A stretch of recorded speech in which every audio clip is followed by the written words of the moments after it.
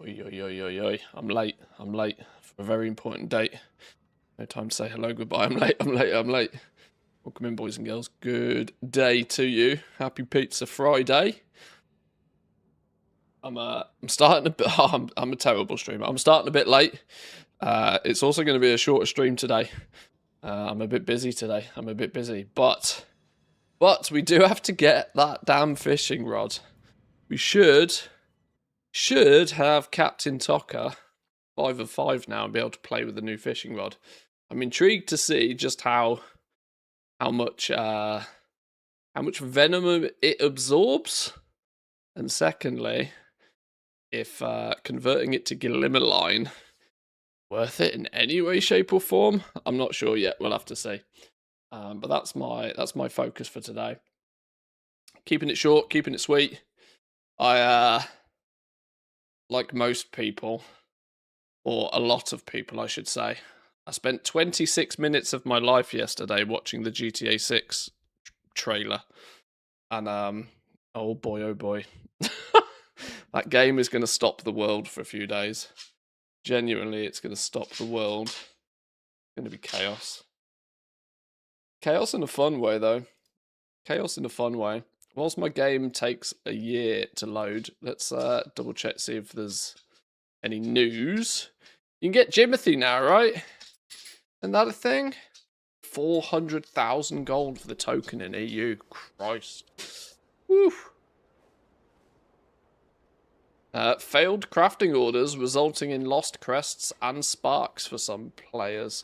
There's a lot going wrong at the moment, and there's clearly a serious overload on the old servers. What we got here then? Mythic Coiled Altar has been nerfed. Visitors massively nerfed Mythic Coiled Altar for the Race to World First guilds. Vashnik nerfed. They're clearly trying to get it done before BlizzCon, aren't they? Oh, this is LFR nerf. LFR nerf?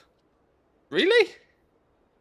What was the nerf to it in LFR? It didn't feel that brutal.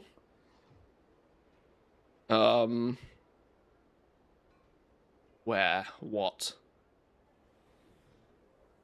Reduce the healing reduction to 80% was 100 on Raid Finder. Reduce the damage of blood siphon by 33. Reduce the damage of siphoning infection by 33. Increase the healing of siphon infection by 500%. Okay.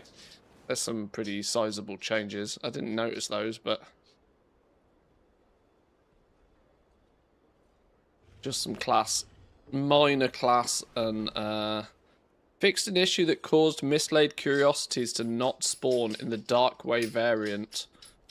Explosive growth. Oh, yeah. Out of all the hot fixes, that's what makes it into the notes. Not the fact that roots seem to be sub 1% drop chance from the mislaid curiosities, or the fact that Valera's had probably 3 rounds of nerfs in the last week.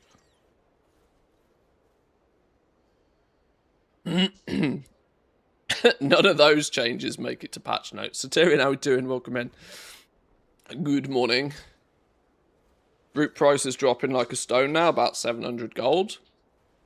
I've not checked this morning. I've literally only just logged in, but that would not be of surprise to me. Yeah, if it comes from Mythic Plus, there's going to be an absolute buttload of people running Mythic Plus. It's not rocket science.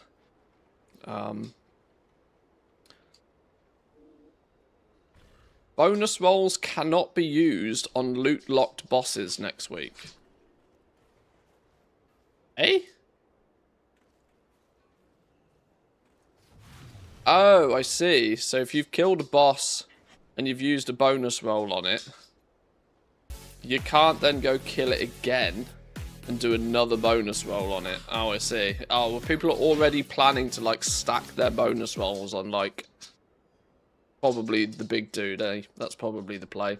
Mr. Goldson, welcome in. Good morning, man. Good morning. Or good evening. Either or. Thank you very much for the raid. Thank you for bringing you and the crew. Hope you had a good stream. You've probably been far more proactive with goal making this patch so far. I half caught up with your stream yesterday. You were doing some serious alchemy business. You get bonus roll from your vault. Yeah, the stupid thing is that if you actually raid, taking those bonus rolls is like the best thing to do, which is crazy, even if you get a good piece of gear from the vault. It's kind of making it feel a bit weird for many players, but this is now being pushed onto Wowhead that crafting orders are claiming victims.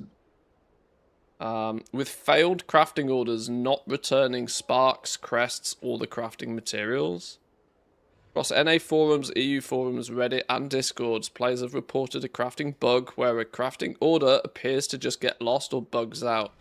This causes the used materials to no longer be returned. This comes after the missing spark bug was fixed, and many players are now looking to craft their desired items to power up their character. The story across many reports seems to be very similar. Player submits their crafting order, the order cannot be completed or doesn't show up for either player to complete or cancel the order. The player does not get their crests, sparks, or crafting materials back. Yeah, what a shit show, man. How does something like this, that in theory, right, in theory, what was changed about the crafting order system, other than the recipes are now using a new spark? That's literally the only thing that's possibly changed. Yet, that one little simple change has clearly done goofed some in. Players who are affected by the spark bug, and now also a crafting bug, are frustrated and hoping for a fix from Blizzard. As many lost 80 myth crests and also a large upgrade for their raids. Second season in a row with a major crafting bug, with Midnight Season 1 having a recrafting bug that also cost you to lose crests. This recrafting bug wasn't new either, by the way. Oh, you've captured all 3 doggos in one screen there. That's the jackpot. You've genuinely hit the jackpot. You know what? For that, we'll give you a full screener. Give you a big one. Not me. Nobody wants to see me. Solo is trying to sleep, bless him. Trying to sleep.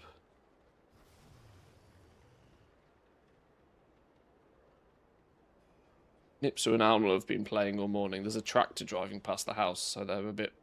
What's going on? Everybody should do this survey from Reddit. Survey on a thesis on WoW. It's so funny, you know. Like, probably once, not very often, but probably once a patch. Probably once a patch somebody comes along and says they're doing a thesis on WoW's economic design. It happens so frequently. Or, you know, if you keep your eyes on the Reddit, it happens a lot.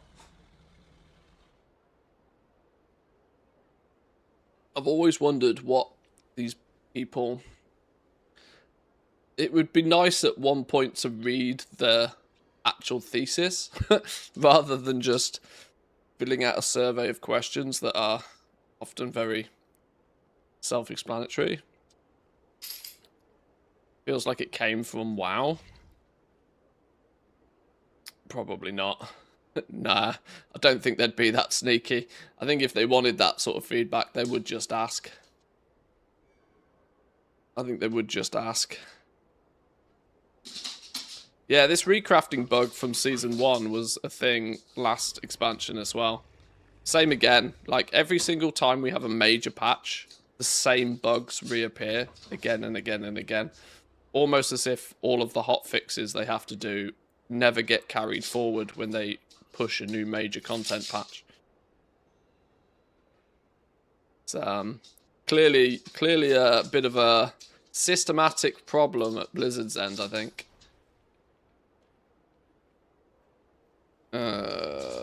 We got the time walking. Yeah. I really don't have time to dive through a 60-minute interview. Cyber interviewed Mr. Hazakostis and Paul Cubitt, addressing how Blizzard is considering spec-based Mythic Plus achievements for the high end, and how the Omnium Folio will be updated for the future. I think they should just get rid of it. Am I the only one that feels they should just get rid of this? it felt like the end of season player power boost to help people finish off that season stuff, and now we've gone to a new season. It feels like, why is this still about? Especially because it's been causing chaos for people, right? It's been causing chaos for people in Mythic Plus because it just randomly pulls all sorts of shit. It randomly fires off and pulls things that it's not meant to, and so people have been proactively turning it off when doing the Mythic Plus anyway. I think they should just sack it off. It's a borrowed power system to help you finish the season. Now the season's over. Get shot. Get shot. What was the interview summary then? And we know who these people are. Because Heroic gives Myth Track loot in your vault, the team can tune Heroic to be more of a challenge. Is that their excuse? Okay. Because Heroic gives Myth Track loot in the vault, they can tune Heroic to be more of a challenge. Okay. That just seems like... Okay, sure. It has caused some problems for guilds who normally just steamroll Heroic. Recently, it's been hard to justify Heroic tuning for raids when you can compare the effort in defeating a Heroic raid boss to running a mid-level Mythic Plus and getting the same or better loot. There's room for a bit more of a challenge there now.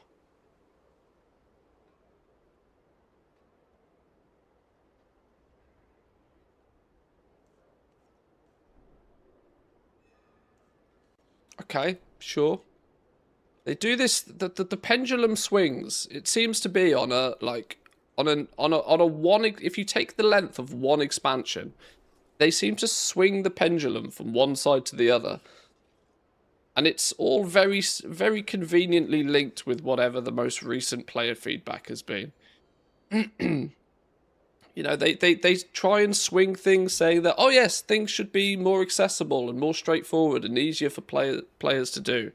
And then they swing the pendulum to the other side, saying, oh yes, well, we give you better gear, so we're going to make it more challenging. It's like, well, what are you doing there, Blizz? What are you doing? What are you doing?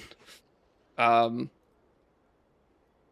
just feels like PR to say, oh yeah, we didn't tune Heroic very well this season. Oh, well, it was by design. Sure, okay. Progression on the raid, sure, makes sense. It makes sense. Having normal be the puggable version of the raid, Heroic be the version that is designed for, like, guilds to progress on, and then Mythic being the, if you can get exactly 20 players in the right place at the same time and deal with one or two extra mechanics, you get a slight boost in your gear, is probably the... Oh, I've just dropped my phone. Whoops. Should probably be the happy medium there. But yeah, of course, it's going to be jarring if you usually just, like, smash through Heroic pretty quickly and then start progging Mythic, that now all of a sudden Heroic has been like, ooh, spicy. The other thing is, though, there is an element of the fact that there is I don't know, this is probably why Blizzard flip-flop from one side to the other, isn't it? Because realistically, a season is 6 months long. Now, most people don't want the season to last 6 months. That's not what anybody is asking for here. But if you can blast through normal and Heroic within the first week, when nobody in your raid should have any significant amount of gear, when everybody should be basically technically under-geared, if your entire raid team can be both under-geared and still steamroll Heroic, there is a strong argument there that you shouldn't be able to do that. And making it more of a challenge is, sure, week one, it should be a challenge because nobody should have gear yet. There's nobody that's like carrying the raid because they've done the raid on Mythic already with another team of people. I I guess there is some sort of logic to it being difficult at the start, and then 2 or 3 weeks in, when everybody has got, you know, heroic gear on already, when you're already mostly decked in heroic gear, you should then, in theory, steamroll it. That's probably good balance, I would guess. I had to switch powers because the damn thing kept pulling a boss while we were dealing with trash. Yeah, the folio thing, yeah, for sure. Patch cadence, they're able to release content quickly because they have a plan for 12.15, 12.2, and well beyond that. Working on multiple things at a time is a huge part of how they can release the patches quickly. During Shadowlands, there was a 7-month gap between launching Shadowlands and the 9.1 patch. That's a huge, unacceptable content drought. Well, a season's only 6 months now.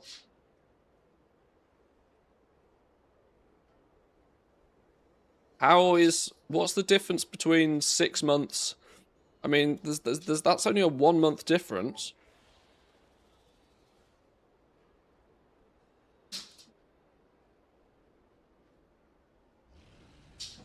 True, back then they weren't doing... True, back then they weren't doing 0.5 and 0.7 patches. But as we all know, that they're mostly considered filler for a lot of people. Certainly from the perspective of gearing within that season, nobody is obtaining like any extra level of gearing from a 0.5 or a 0.7. Mostly. It's just a way to get your ults up to speed faster and then a few side activities to keep you busy, usually.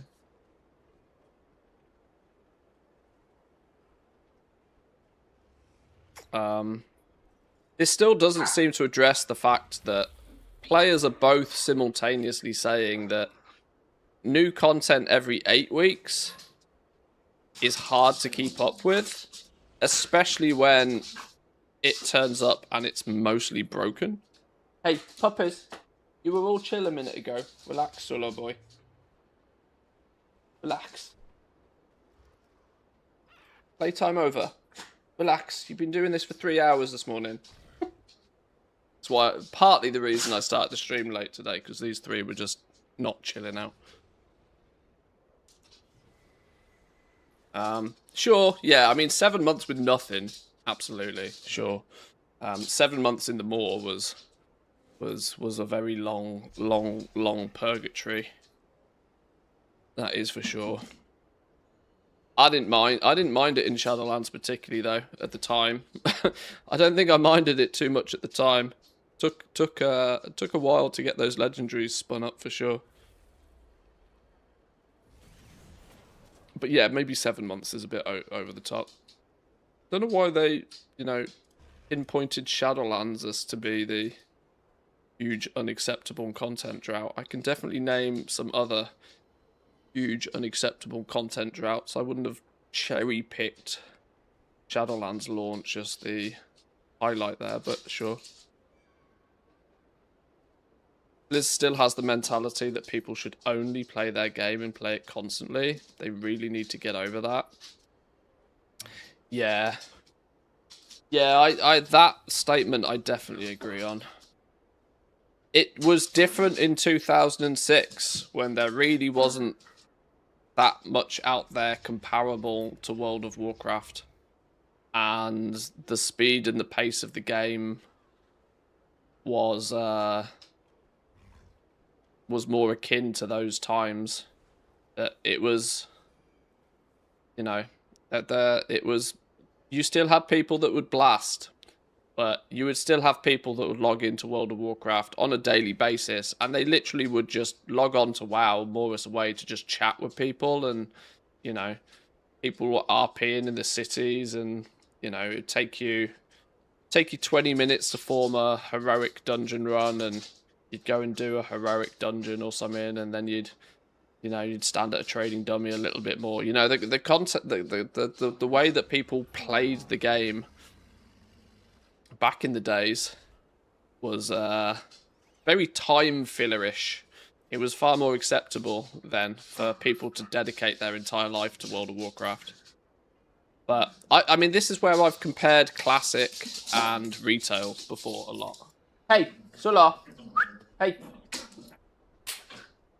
Hey. Hang on, please hold.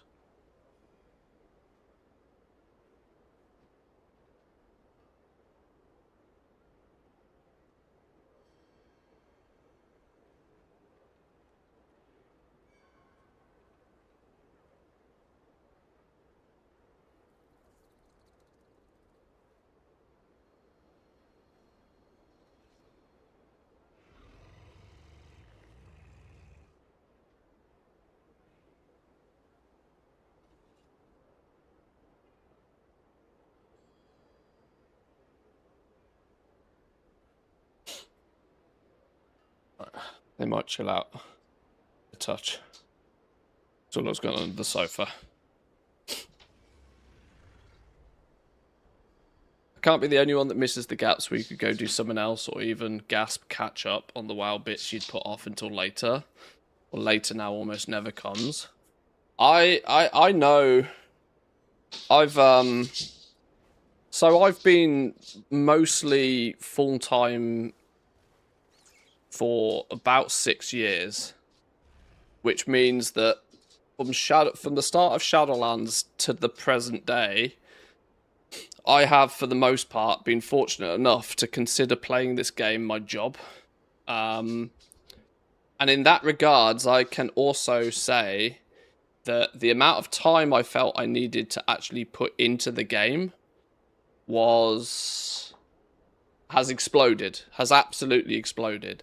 Now I feel as if just to try and keep my head above water with what's going on in the different patches, I need to be sort of playing the game, assigning 20 to 30 hours a week of just playing the game to keep my head above water. Never mind trying to never mind trying to do the side hustle stuff in the game and stuff as well, maybe run an alt or two. It's just to sort of like see and work through all the content that is presented. It's a lot of time investment, and this is coming from somebody that knows he's lucky to be able to do that. These days, a lot of people, and Blizzard should understand that the main core player base of this game is not it's not teenagers anymore. It's not necessarily people that actually have huge amounts of time. The core audience of this game is grown up with this game. And people have jobs, studies, work, family, kids, partners. They have real life commitments. That means that this game does need to continue being, for most people, just a hobby. And it's an incredibly time-intensive hobby to try and even remotely keep up with what's going on.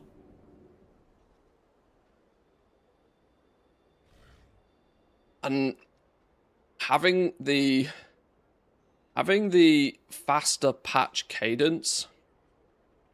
And the thing is this wouldn't be too problematic if every single they could produce content like horizontal gearing. They could provide you alternative ways to achieve what you could already achieve. Horizontal progression rather than everything being like, because a 0.7 patch pretty much negates anything that you needed to do in the 0.5 patch, which negated a lot of what you needed to do in the 0.0 patch. When they stack all of this on top of each other, you either do it when it's new, do it when it's fresh, or you can, for the most part, just ignore it. And if you miss something, there's very little reason to go back to it after, which I think is probably what causes this treadmill feel and causes people to burn out, because people try and do all of the stuff because they want to experience the game. But as was mentioned, if you miss something or you only get halfway through something, by the time they've released something new, there is almost no reason to go back to it. If within a season the content that they released was sort of horizontal progression, they've got, I think it's overly complicated, the gearing system in WoW these days anyway, but they've already got a very well laid out plan of how they expect players to like gear up throughout the season. Point 5 and point 7, they could be like, right, here's other things that allow you alternative ways to do the same thing if the original path wasn't quite as interesting as you would like it to have been. I think that would really give people choice and give people options and take away that feeling of like, oh my god, I must do everything. But I don't know. We'll see. We'll see. Can I complain? Never mind, I will anyway. I now have to kill Demencius for a decor item. The raid in Koresh where I splatted multiple times yesterday because I don't know where to go in that stupid raid. Thanks for story mode raids, I guess. Oh yeah, I guess end bosses dropping decor is going to mean that you are going to want to go back to them. People used to have time for multiple characters back in the days, including messing around with festivals and the such. Now there is barely time for one. Drives me crazy that they are clearly looking towards the young crowd, which is the absolute opposite of the real state of things. Yeah, I mean, I know there's always the vocal minority, isn't it? The people that interact with streams, the people that interact with streams, the people that watch YouTube content, the people that like check Wowhead like it's the daily newspaper, are probably a good percentage of the player base, but they're definitely not the majority of the player base. Yet they are definitely, to put them in an age category, 25 to 50, like between the ages of 25 and 50. They're not Zoomers, they're not teenagers. But Classic is the more slow-paced, monotonous, and I've called retail like arcade mode for years now, because it does feel very arcade mode, that you are sort of by design meant to just like blast it for a while.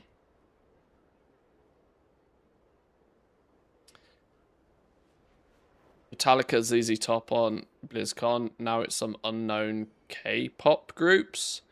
I mean, yeah, Chris has made a good point. I mean, Deadmau5 is there. You're not getting much bigger than Deadmau5.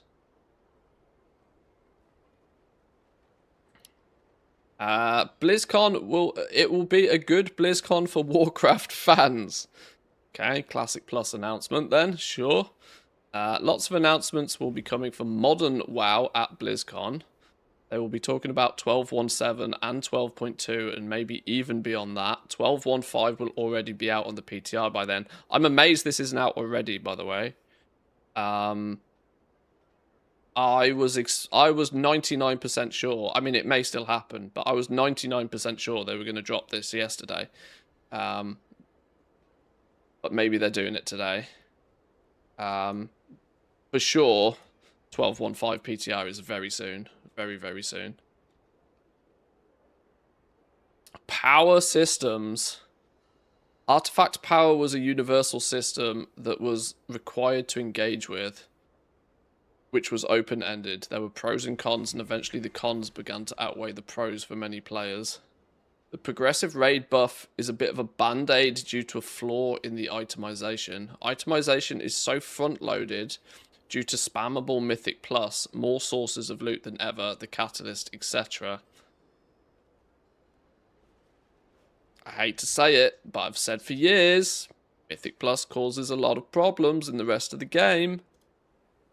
Raid groups eventually plateau a third of the way into the season. Historically, gearing was slower and was complemented by other systems, so in week 12 your group was stronger than in week 6. Right now, by the middle of the season, gearing is mostly done, and players aren't getting stronger week over week. Well, that's because of the upgrade system. That's because of this incredibly top-heavy upgrade system, where you're able to jump from champion to hero to myth gear, which gives you huge itemization bumps relatively quickly. Then the grind kicks in, which is basically you have to farm crests, and farming crests is the slow bit, and the bit that is also simultaneously capped. And so, yes, you do get that spike at the beginning, and then you do get the lull in the middle. They designed it this way. They genuinely designed it this way. This is why we need to go in and nerf things, which they do for mechanical reasons.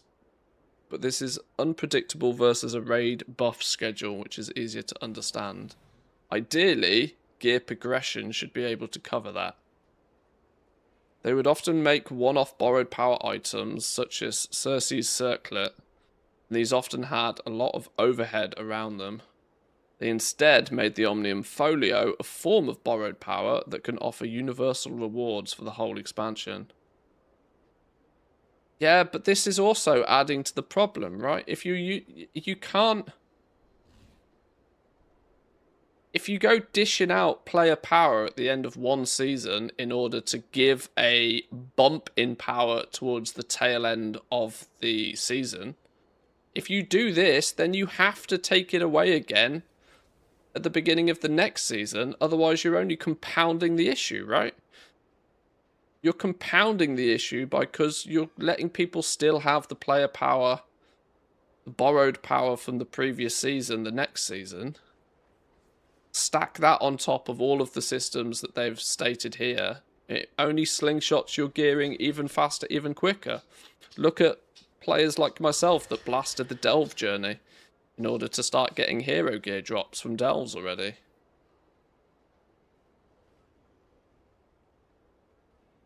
There'll be additional content later in Midnight that continues to provide further enhancements to the folio. Oh, they do genuinely have plans to keep this around then already. Wow, okay.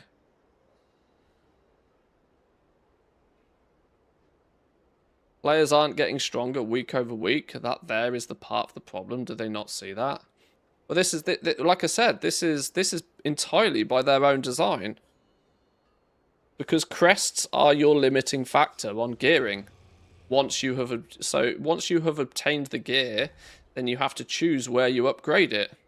You get very quickly do you get up to a certain point, and then your progression slows down to an absolute crawl because you're then working with 100 crests a week.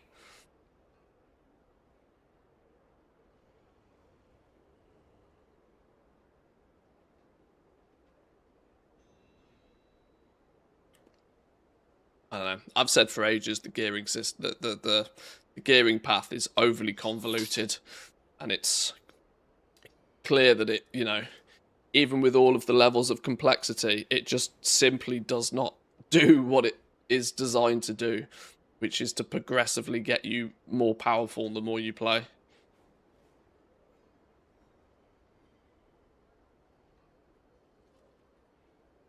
Class tuning is always class tuning. Balancing is always an ongoing progress. I tend to believe that they are actually much better than this, like these days. They do tend to get most classes within a percentage of each other now, which is fine. Mythic plus spec diversity. What they've done for something like Bloodlust is spread it out across enough classes so that you don't feel like you're locked into bringing a Lust character. Somebody should always have it. They talk about comp diversity a lot.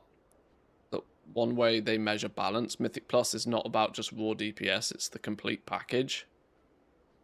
The goal is to have representation be as diverse as possible because that translates to players' experiences.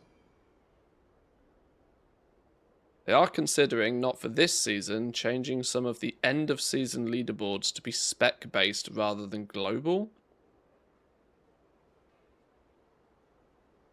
They're hoping this would encourage pushing goals for a class that you want to play, but also show that more than just the specs from the top teams in the world can play at that level. Downside is that players may feel pressurized to switch specs as a result of that in a way that might be negative. I mean, they already do. They already do, and they absolutely will.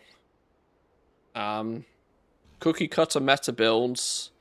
I mean, what the guys do when they're pushing plus 23 keys in the MDI, filters down to the rest of the player base very quickly.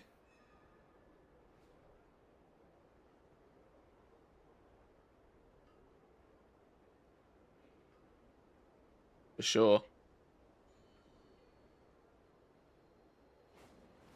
One of the central ideas behind a new class is what is the fantasy. Before they get into the builder, spender, reactive, rotation, etc., they ask what do they do to deliver a powerful fantasy. The earliest concepts of a demon hunter had I-beam, double jump, glide.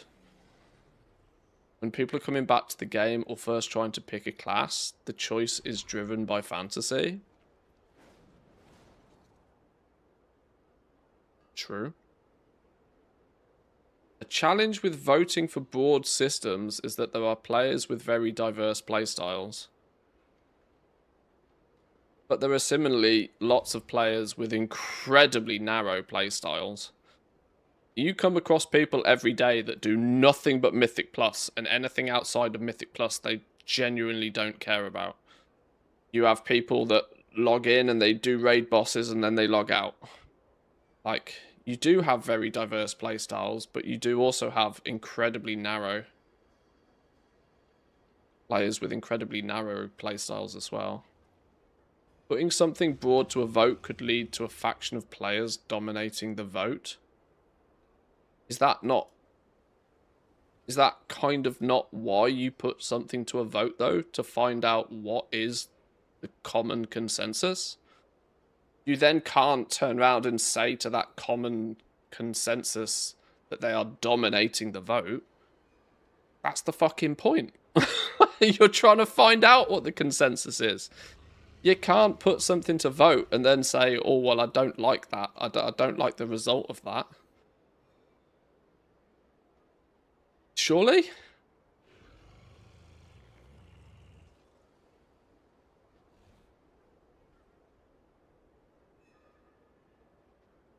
When it comes to Mythic Plus voting, the audience is Mythic Plus players. Sure.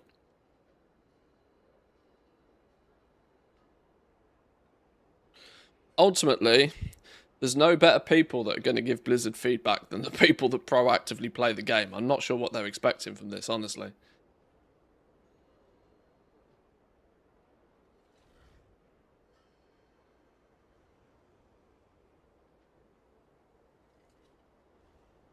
I thought the ring was great, accepted it would go away, but it was very good the following season. But that was due to Blizzard, not the player.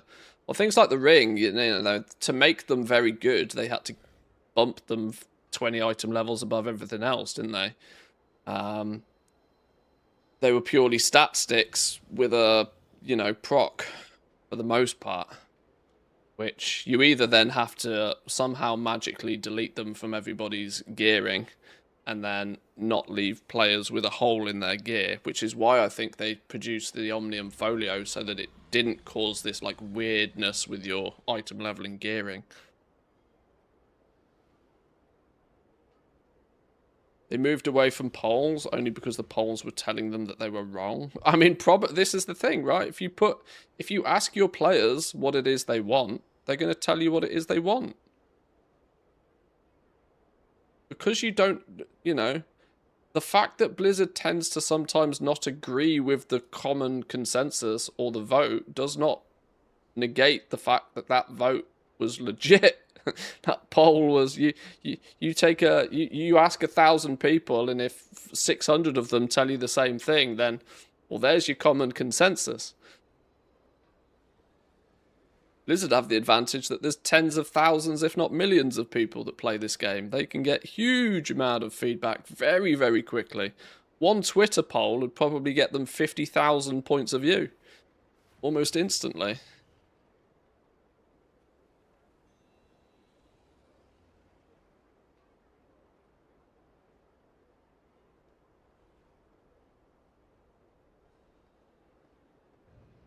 The trick to this is asking the right questions and not setting somebody up for failure. It's all about asking the right questions.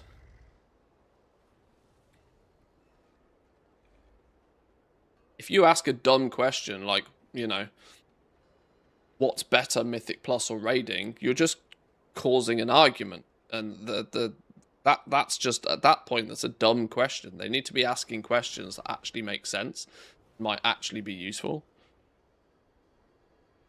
This is the thing. You can sway something in one direction or not by asking a loaded question.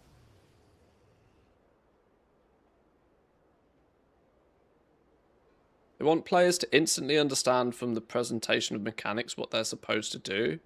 Ian plugs the add-on disarmament as to open the door for them to do some simple to communicate raid mechanics that would have otherwise been trivialized, such as adding numbers to 4. Surprisingly, the story mode for the last 2 bosses in the raid, the story mode was quite clever. You've just got Captain Garrick like shouting at you, telling you what you need to do, which honestly is what most people need when they try and do a pug raid. Some people learn by reading the dungeon journal. Some people don't. Some people learn by doing.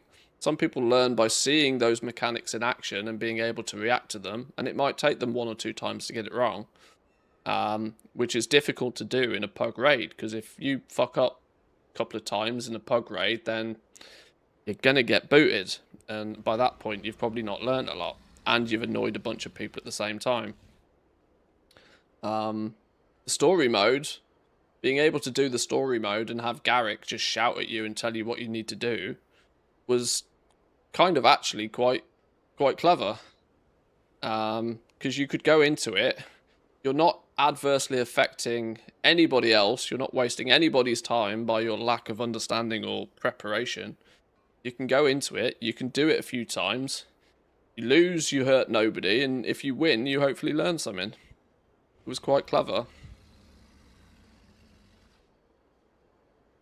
I don't think the war on add-ons, I'm still in the camp of people that thinks the war on add-ons was completely pointless, and borderline unnecessary. At least until they could prove that they could, to an above average level, replicate the add-ons in question. Most people still, the standard damage meter works for 90% of the player base, and sure, means a lot of people don't have to install details. One less add-on they need to be running. But at the top end, there's also a lot of people that really, really despise the new damage meter because it just doesn't give the same level of information. All the separate weak auras are just standalone add-ons now. I know, that's also one of the funny things. That they delete, in trying to nuke one of the single biggest add-ons out there, there is more add-ons. I categorically guarantee there's players out there now that have substantially more add-ons activated today than they ever have done. Because now they need an add-on for absolutely every little thing they try to do. Absolutely love that Blizzard finally made their own add-ons. I mean, they definitely need to take control of that, yeah.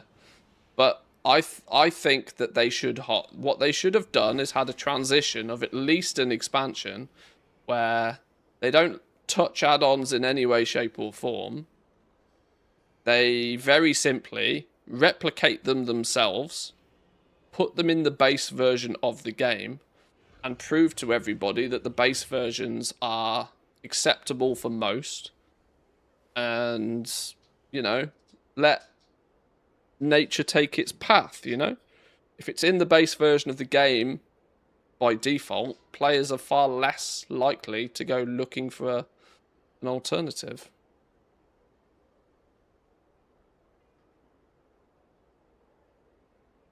Nothing specific to announce about Mythic Plus for the future. They want interest and depth, but without randomness that is going to get in the way of skill-based progression.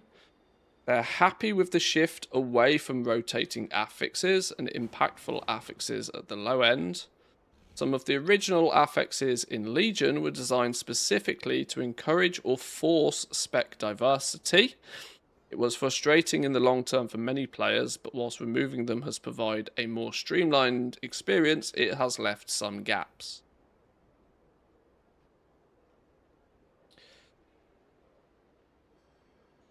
I don't know how Blizzard are ever going to get away from this issue that they have up here, which is that players can... Where was it? That players can basically slingshot their gear so goddamn fast at the beginning of the season. Because if you open up Mythic Plus, and if you open up Mythic Plus and you give people the option to just go, people will just go. People will just go.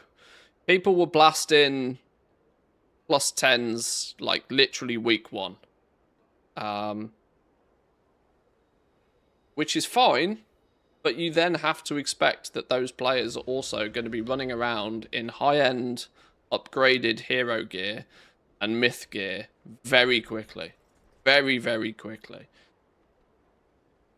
You kind of can't have one without the other unless they aggressively hamstring Mythic Plus as a form of gearing your character. But good luck trying to tell the Mythic Plus crowd that you're getting nerfed, mate. It's kind of Pandora's box in a way. They've opened the box now. They've had Mythic Plus in the game for so long. It's kind of a bit like flying again. You've given it to everybody, and everybody's had it for so goddamn long. Good luck taking it away.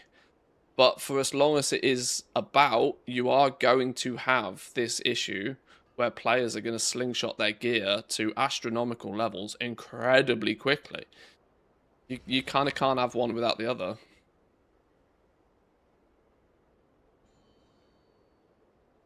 Which I guess has something to do with maybe, if what has been said here is to be believed as 100% factual, is maybe why they've tuned Heroic to be more of a challenge, because they expect people to be able to blast Mythic Plus, get like basically the equivalent of Heroic gear in week 1 anyway, without having to go anywhere near the Heroic raid.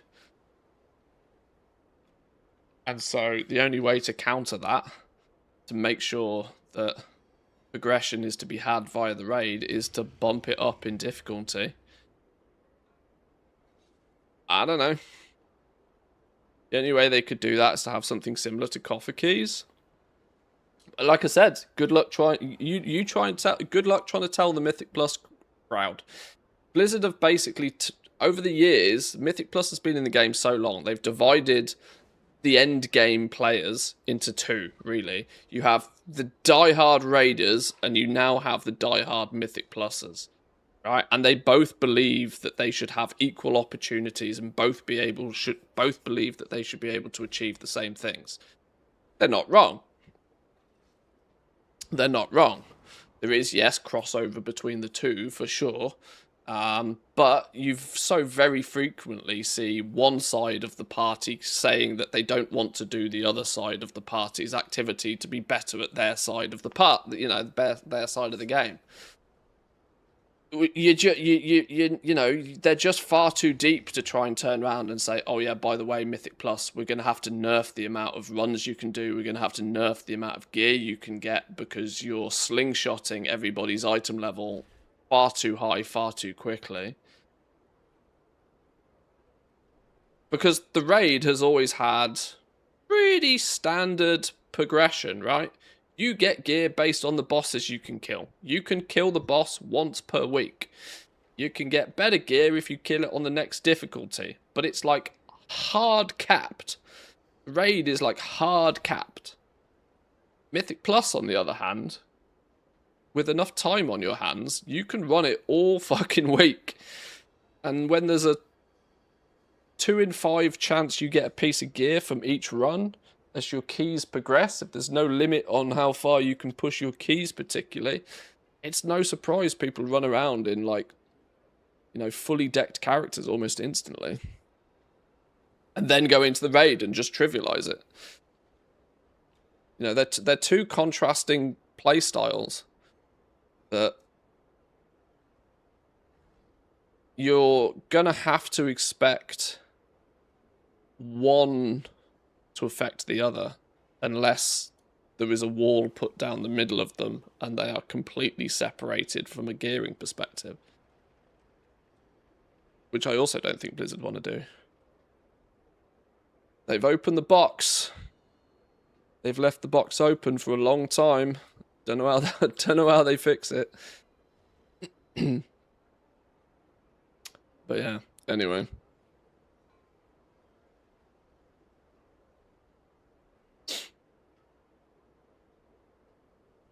Most people do both though, but that's only... I mean, gear is the driving force for most things, you know. If you need to go run a bunch of plus 10s in order to stack your vault, in order to give you a better chance at pulling, you know, a BIS piece of gear for you to defeat the bosses more comfortably next week. For as long as the gear from one can positively affect you in the other, you will have people that do both. Even though they prioritize one and would probably prefer to not do the other. What I have noticed is you tend to get a lot of people that will do the raid. The raid is their progression. And it's once they've killed the raid, you see this a lot. Once people kill the final boss on Mythic, then they just switch to just pushing keys for the rest of the season. And gear, you know, once you get to that point in Mythic Plus where gear stops being a benefit, you're fully geared, then you work on the Mythic Plus endgame that's pushing keys. So you do get those players that do both, but they tend to prioritize one before doing the other, if that makes sense. But yeah, to do both to very high level, better have a fair amount of time in your week. Anyway, okay, there's some, the irony is, as I said, we didn't have 60 minutes to go through this, and I've been live for nearly an hour, and we've only just finished it, so could have just watched the thing in full, really, but, all good, all good.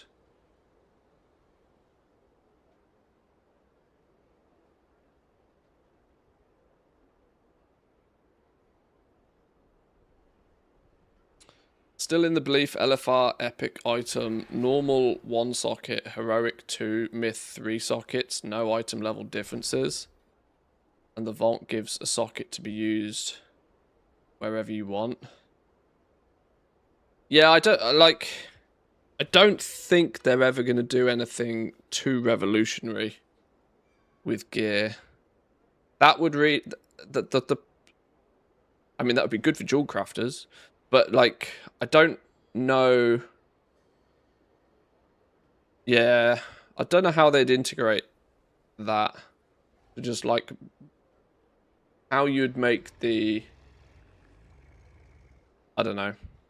It's a good suggestion, but...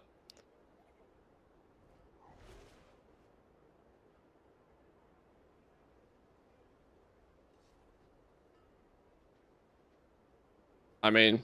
You also then quite quickly get back to the age-old argument of, do we really need this many do we really need this many difficulties? Let's not forget, for years we just had normal and heroic, and during the periods in time where we just had normal and heroic was arguably some of the, you know, best times in WoW's history. Oh, we sold a bunch of Scalewoven hide. Don't mind if I do. Yoink.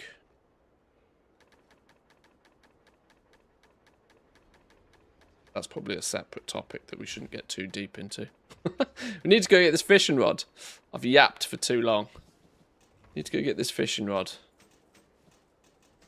Need to get this stuff relisted. We need to go get this new fishing rod. Routes down to less than 700 now, up to 36,000 of them currently listed.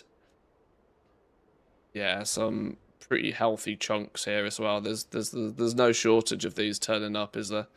And for these chunks to be this big at this level, there's... I mean, it's quite surprising to see just how many people are posting, like, a 3-figure stack of roots. Now, I know you can always have multiple people posting on top of each other, but that does tend to, you know, create a wall. But look how many different individual price listings there are for routes. And excluding some weirdness going on here, like, for the most part, it's like a really wide, diverse supply incoming. People aren't just getting one or two at a time, are they? Like, there's clearly people getting... They're doing an evening of Mythic Plus. They're blasting out some keys in the evening. And then they're dumping 100 routes on the auction house.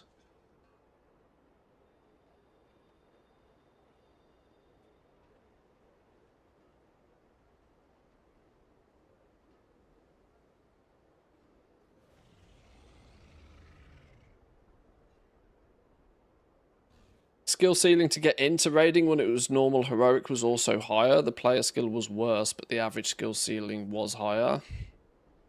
I know it's difficult to compare. But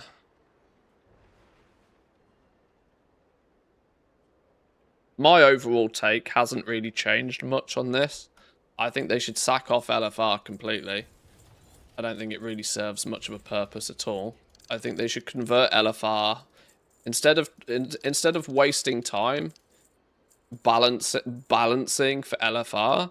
They should just spend that time creating a story mode version of each boss that allows players to, entirely with the aid of NPCs, whilst being shouted at what to do for each of the mechanics. Like, story mode, they've already done it now on the 2 final bosses. Extend that throughout. Just sack off LFR completely. Have normal mode be partially queuable, kind of like the world bosses now. And obviously then the first way of doing everything with other players.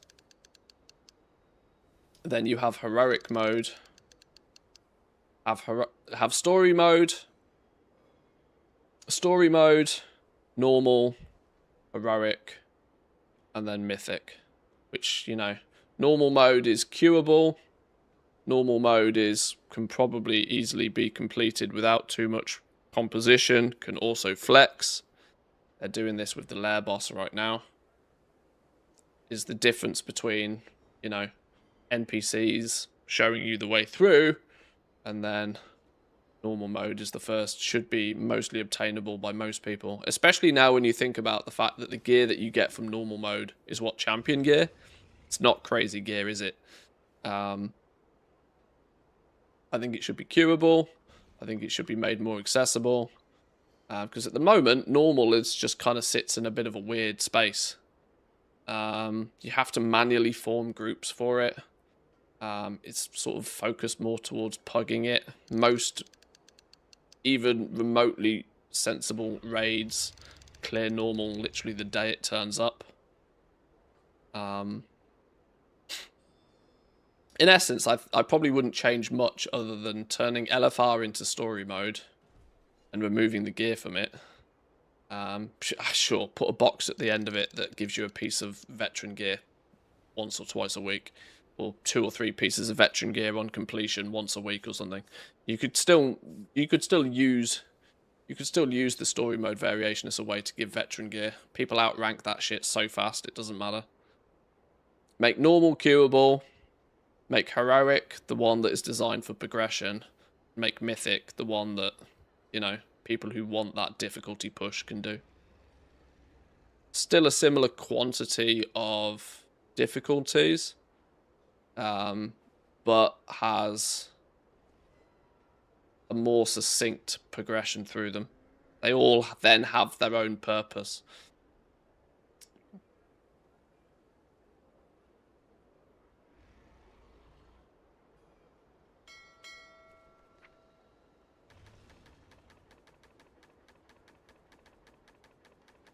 Just one difficulty works fine in EverQuest. The bosses have different difficulty tiers.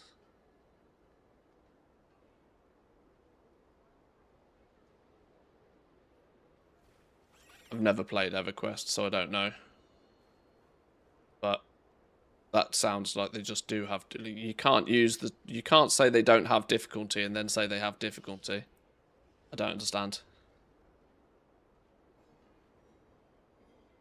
Somebody who works shifts all over the place, I can't get a spot in raiding, so LFR is my only recourse. Yeah, but LFR would be absorbed. The same. This is why I said normal mode should be queuable.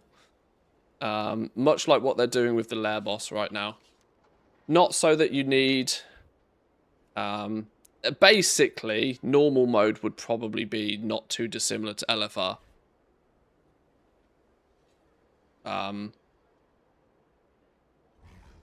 So what they're doing with the new lair boss, obviously this has a scaling. You can do this on world, normal, heroic, or myth. But it, you know, it's flexible and it scales, and you don't need perfect group composition to get them down. This same concept should be what I think normal mode should be. Story mode, normal mode. Normal mode should be queuable to a degree.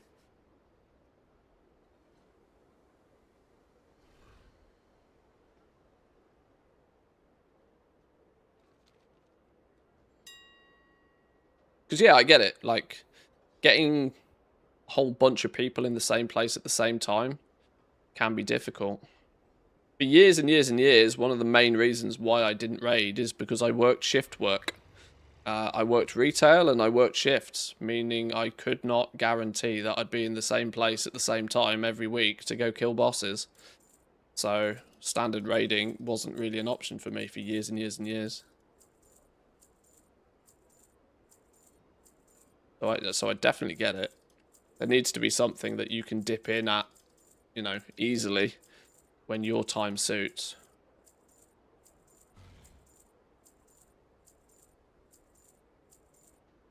But I still think it should have some form of progression to it.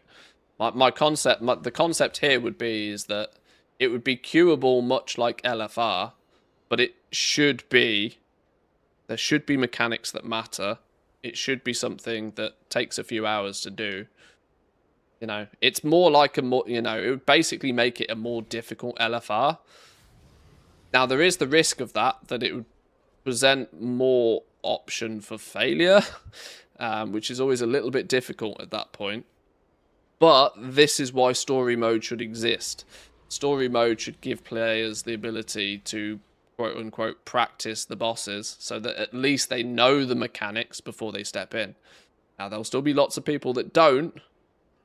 You can't, you know, you can't account for everybody's lack of willingness to try. Comes a point where you have to accept that if you can queue into a piece of content, you are going to end up queuing in with people that don't know what they're doing.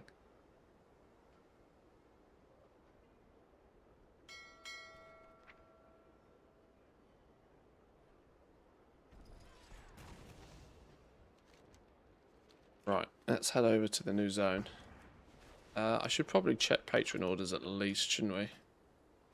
Keep the ball rolling. Haha, polished ammo. Is this still not been found? This still doesn't exist. Still doesn't exist. I really hope there's no like guides out there or anything that are telling people to craft these, but people are still trying. People are still shooting their shot, hoping that there's somebody out there that's figured out where it comes from. I think it's just quite simply not being added to the game. Oh, I sold all my materials. Well, actually, there's no orders there I really care about doing anyway. Well, that's stinky. Did you miss the Twitch apocalypse last night? No, GTA 6 literally brought Twitch to its knees, didn't it? Quite funny to watch.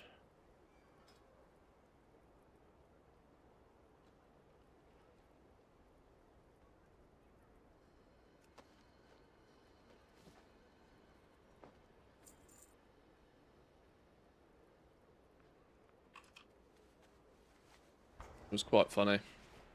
Considering a 26-minute Netflix preview of a video game brought Twitch to its knees yesterday, God only knows what's going to happen on the launch. To be fair, Twitch should probably be more prepared for the launch.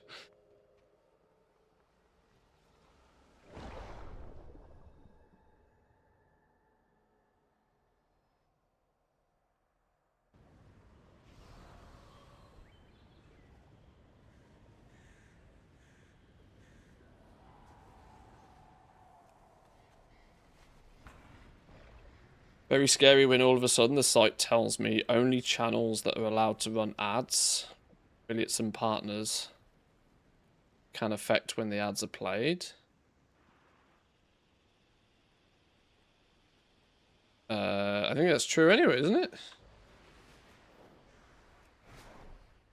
Wait, why have I got a standard quest? Wait, oh, is this the renowned vendor? Or have you just got some void light for me? Oh, 1,000 void light mile. Yoink. I will take it.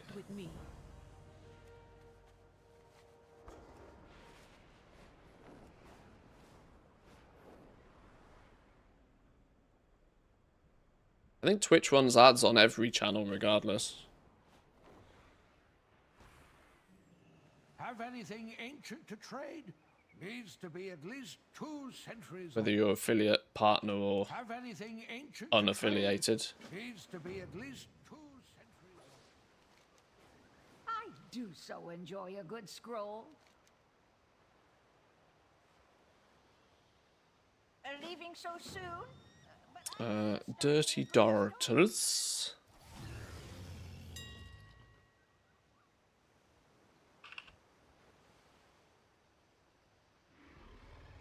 Nobody bothered resetting these today then. Too risky. Too risky. And what do we need? Beads. Wait, what was the... Oh, yeah.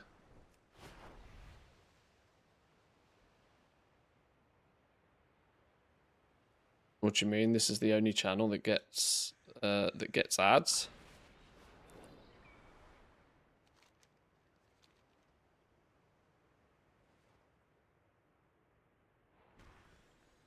Affiliate and partner can at least determine when and how long the ad breaks are.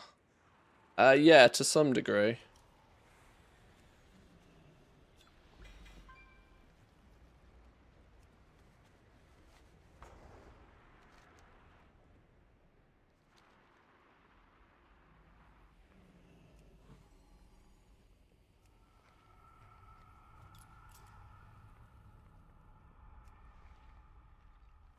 I mean, ad block is also a thing. It's why I'm not stupid enough to believe people don't use ad blocker. Got to be absolutely mental as a content creator to assume people aren't using ad. I assume everybody's using ad blocker until proven innocent. You know, I assume everybody's using ad blocker. On the flip side, this is why I also made the ad block tier on my Patreon. If you want to use ad block, because I understand some corners of the internet are pretty scary without it. And you wish to also use it on my content, but you want a cleaner conscience, you can sling me just a few bucks on Patreon. GG, well played. You go about your day. Not going to stop you.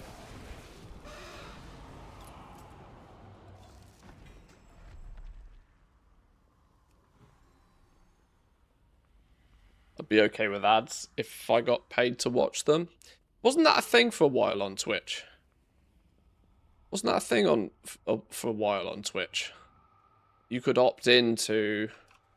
I mean, when I say they paid you, didn't they pay you in bits? Which is, you know,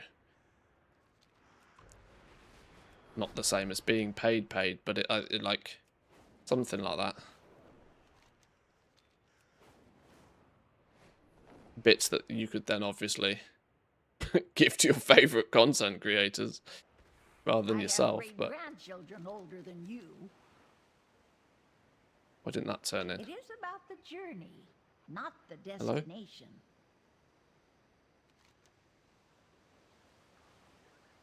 I don't at the moment on Twitch, but at least for you, I can switch to the YouTube stream where I do have ad blocking.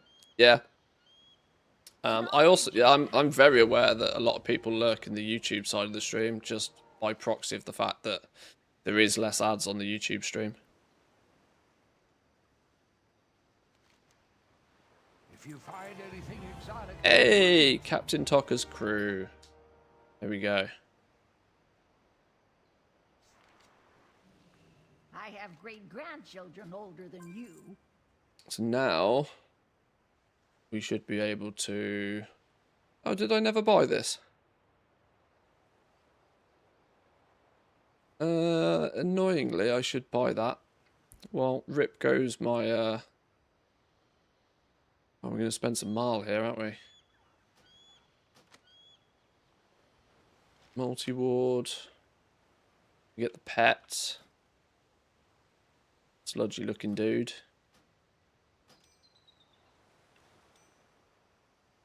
What else is in here? Picked up these, I reckon. Yeah. We pick up this? Yes. Yes. Feast of Knowledge. Oh, I never bothered to buy this. Oh, yoink. Ah. Throw a bauble into the fishing pool on the coiled isle at your own risk. I don't know what that does. Is that meant to be a toy? No. What's this do? All the decor. And there's our 6,000 Void Light Marl. Ah, jeez Louise. I didn't realise this thing was so stupid expensive as well. Sheesh. Alright, well. YOLO. Oh, my back is killing me.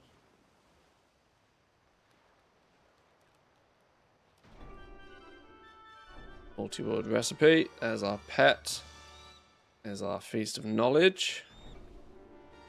Is that all the cooking recipes now? No, what am I missing?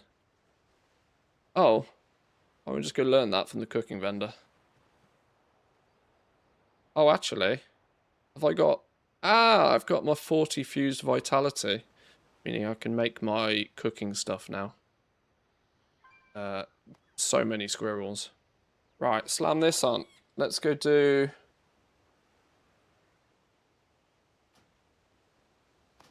Let's go see how this makes a difference, if it makes a difference. Throw a bauble into a fishing pool on the coiled isle at your own risk. I'm intrigued. Give me a fishing pool.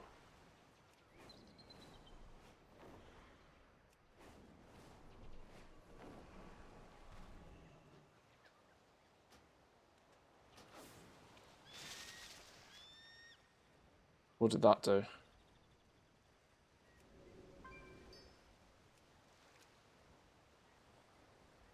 Failed? No.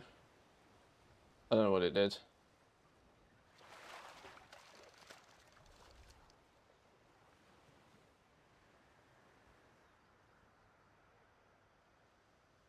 Legitimately, I have no idea what it did. Oh! A three-eyed fish.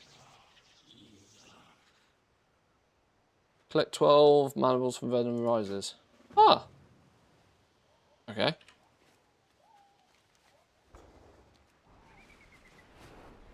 Side quests. Yo, are you gonna... Does this give Tok a rep? Because it'd be kind of pointless giving me Tok a rep now.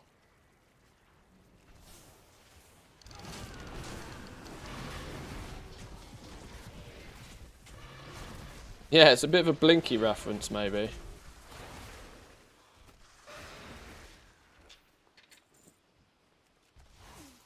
From The Simpsons.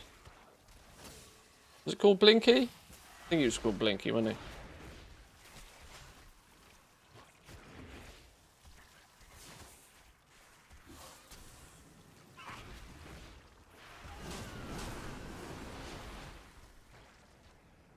It's the war within currency all over again.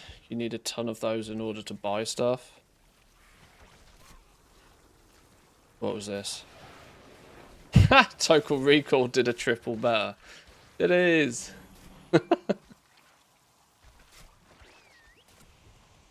I'm dead. Literally dead.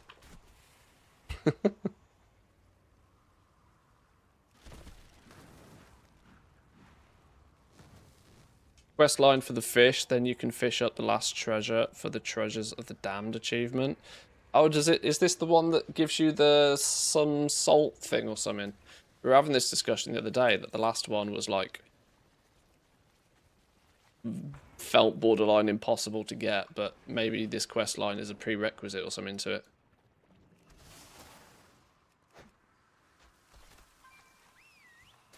That would make sense. Oh, my pet's dead. Shit, there's me running around trying to kill elites. My pet, I haven't even got a pet on the go.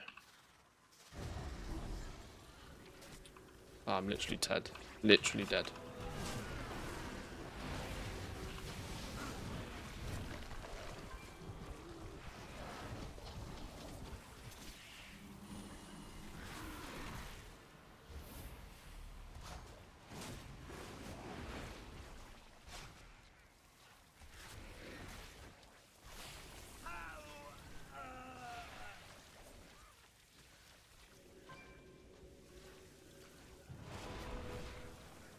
So dead. So dead.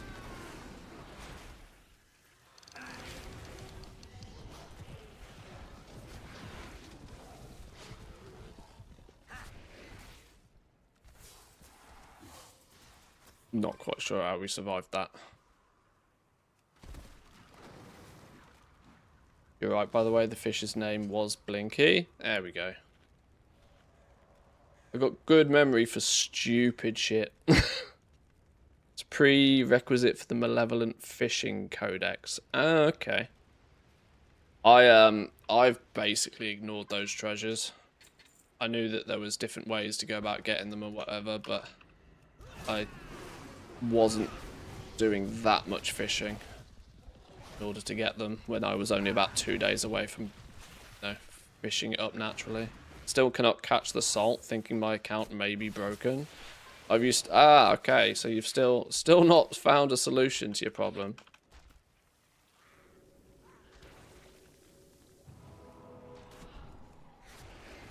I mean, I'm assuming you've tried silly things like using the new fishing rod to get it, and tried a few basics.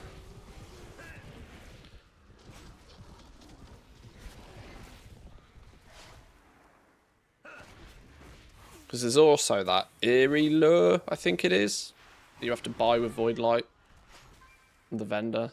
Don't know what that buff really does. It says it's meant to help find unique fish. Is that your wallet? Or are you just glad to see me? Both, I hope. Yo, Dirt with a 63, my man. Thank you very much. I greatly appreciate that. Jesus, 63 months. We've been on Twitch a while now. You've been on Twitch a while.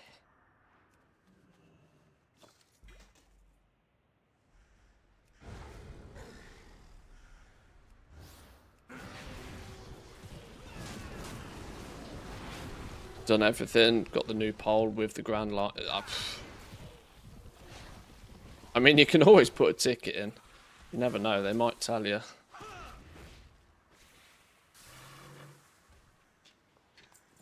Imagine how much money I've lost. Think of the memories.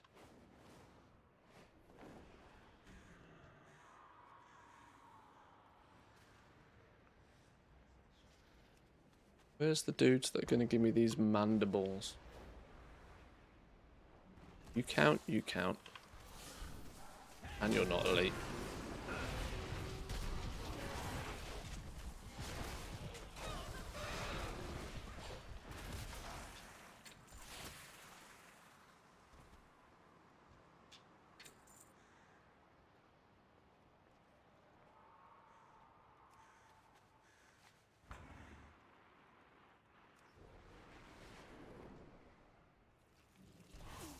Oh no, that was the wrong pack. Sugar.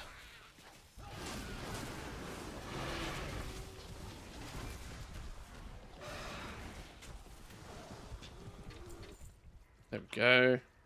Where do we hand this in now then? Back to Blinky.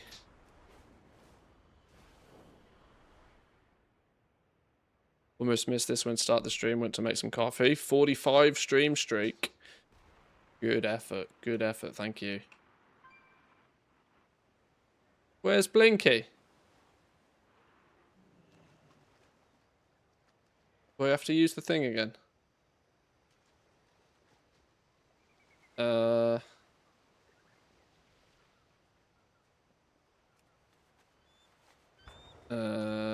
guessing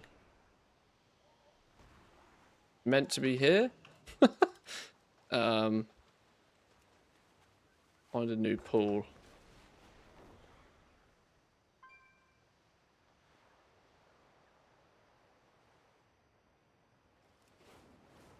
Who's stolen all the damn fish?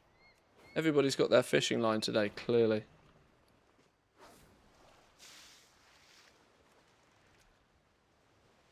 Couple of good ones. You've also made me about 30 mil as well. I will call it even then.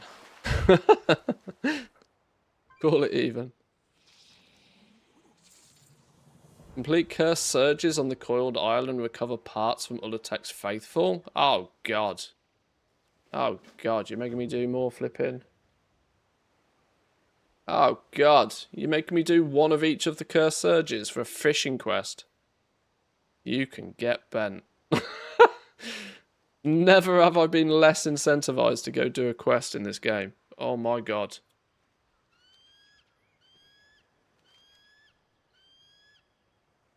Oh my god.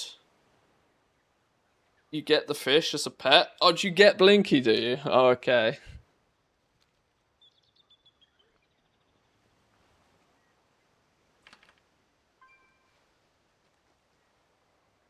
He does have the third eyelet. He's a bit of an ugly son of a beast, isn't he? Get the fish, build it an aquarium. Blinky in an aquarium, maybe. I forgot to check. Did I even equip the new rod? I do. Oh, so +1 venom in it now. Well, that's actually good for math. What does 1 venom get us in terms of glimmerline? What's the conversion on this? Not glimmerline, sorry. The coiled filament. Another currency. That would scare you shellless. Oh, it's a straight 1-to-1. A straight 1-to-1. 1-to-1? Oof. And we need 4,000 of it to get the stuff. Oof. Okay. I was hoping it would be slightly more juicy than 1-to-1, but okay. Let's get 10 venom and do it again just to see if it's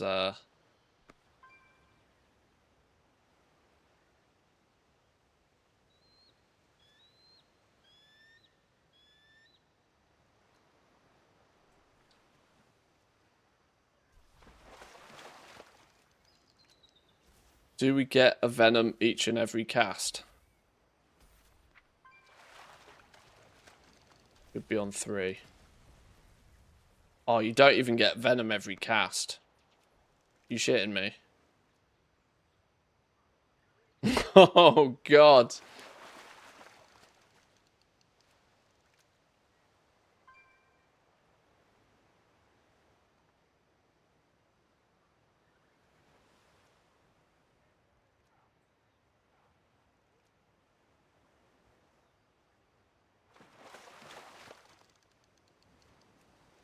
Or maybe you do? You should get 1 for every fish you catch. I mean, I'm getting 1 for every 2 fish.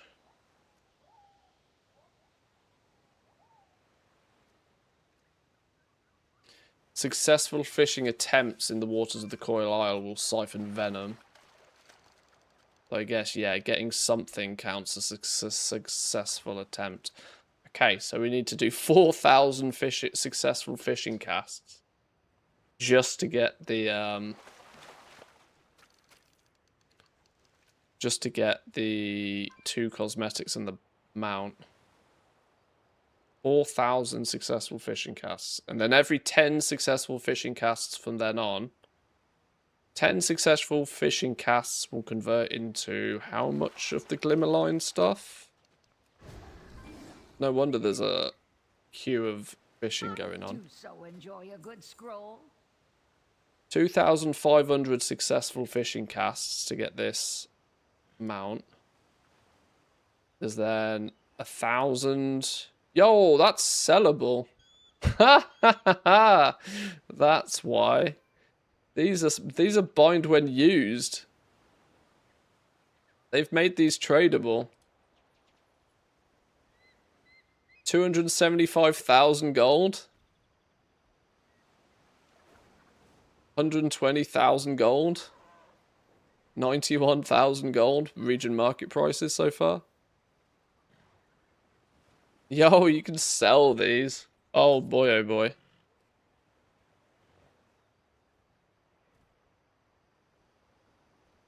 Ah, they should let you sell the mount. Okay, 10 casts is going to give you... Does it genuinely just give you one shredded glimmerline and you need 100 of them? So you'd need 1,000 coiled filament just to get the uncommon version of this. Yeah, that's not happening, is it? Invest in them when midnight ends. There'll be 100% increase in price. Oh, for sure. Eerie Lure apparently procs another fish sometimes, and you get another venom. Haven't tried myself, but friend told me. Well, from a purely gold making perspective, you should probably be using the Ulatech snakehead lure. Leaving so soon? As then at least your fishing adventures are gaining you something that actually has some value.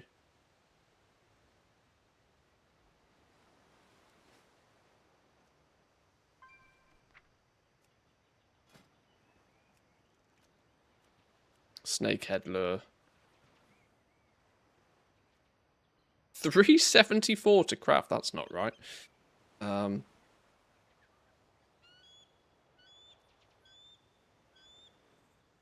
Yeah, you should probably be using...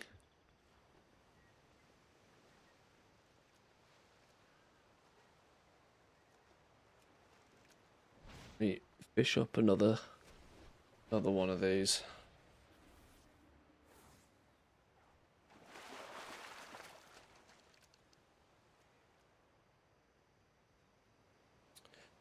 Whenever I get a recipe in a bottle, I still always get double, even when using the new pole without the grand line. I've only just got one treasure, though, using the new fishing rod without the line.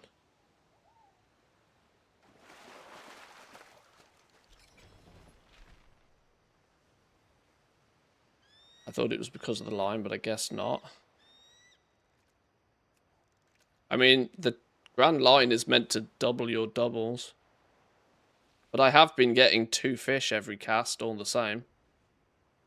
So, yeah, I don't know.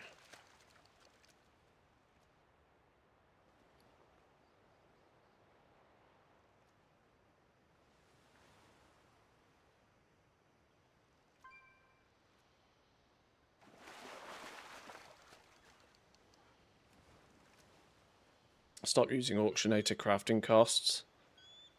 Get SGT and set it to TSM so you get TSM based crafting costs.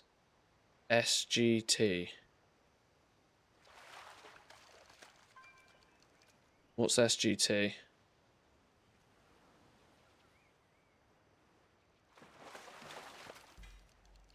Oh, done.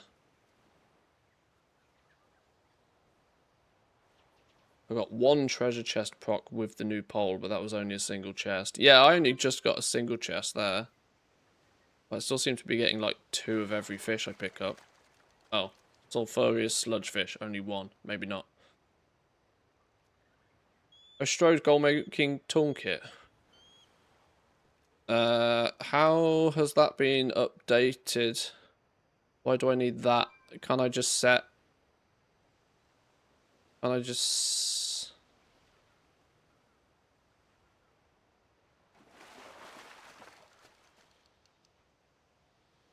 I'm not installing yet more add-ons in order to just fix that. I never use those numbers anyway.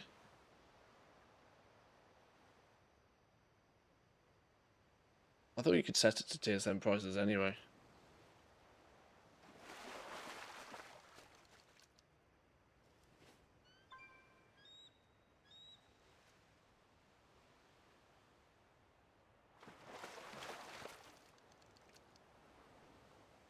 Now with that, go fishing journal. Make that lure.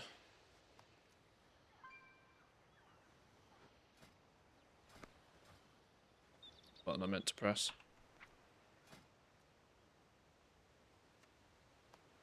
What? Where's it gone? Where's the lure gone? Lost it. But where'd it go? Ah. You don't apply it to the fishing pole. I forget these things. Those lines come from Auctionator, plus mouse will not allow that. That's true.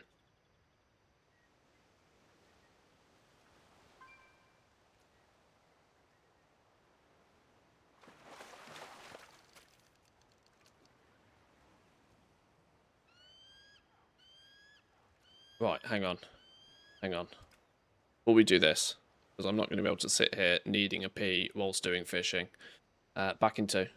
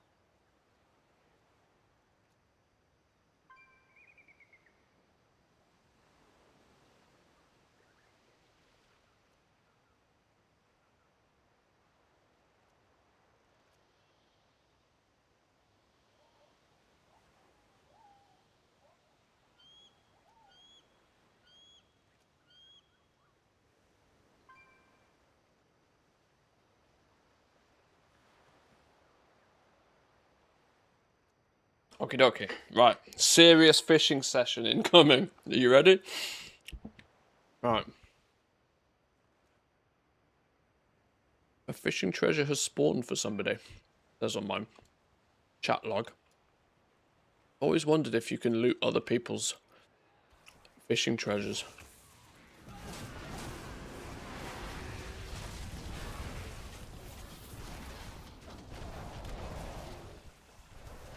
Yeah, we got the epic line now. Oh yeah, 50 Captain Tocker rep. That's totally not useful anymore.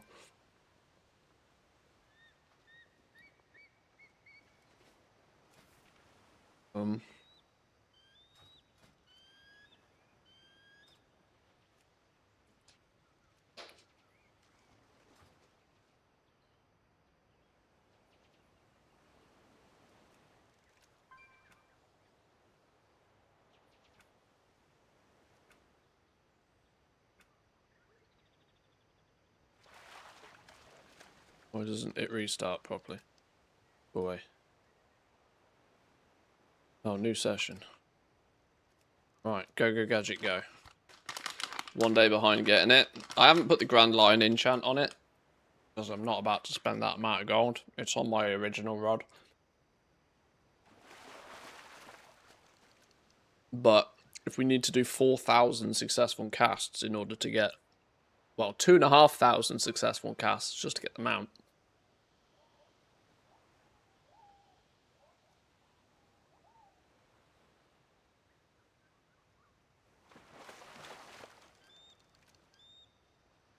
Can we do some sort of a napkin math extrapolation here? Has anybody got an idea of roughly how many casts you can do an hour?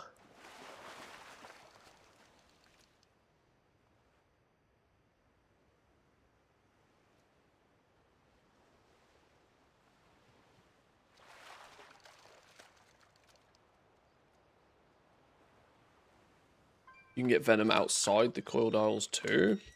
You really want to do briny type at the same time. Well, that's kind of clever.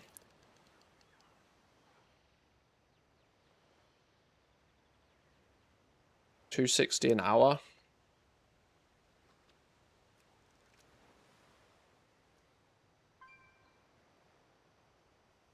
You taking a rough average of about 15 seconds a cast.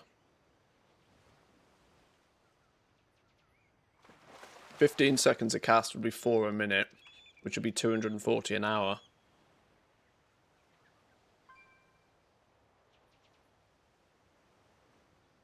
Took me 2 hours to get the title and got a bit over 500 venom. So yeah, roughly 240 casts an hour.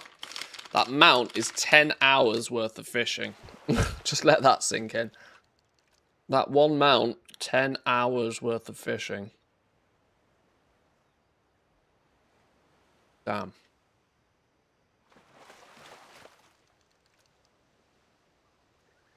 I'm not sure I've done 10 hours of fishing in the last 5 expansions. I genuinely don't think I have. 2 mounts a day?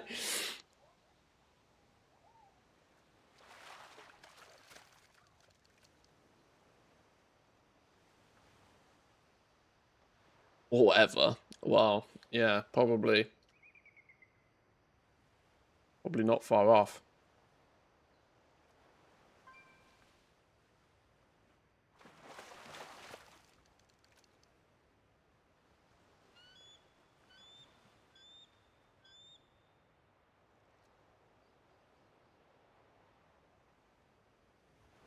Well, in 3 minutes, 17 items looted.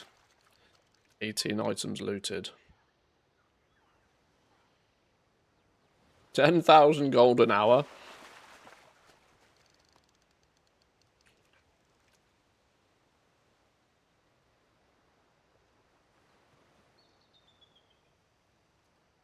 $10,000 gold an hour.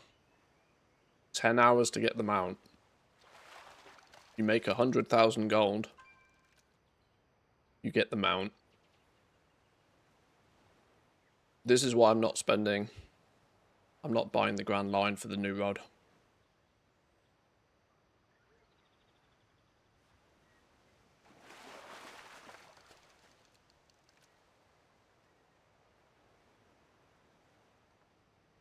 Trick to fishing grinds is to have something else to watch or listen to whilst doing it. Yeah.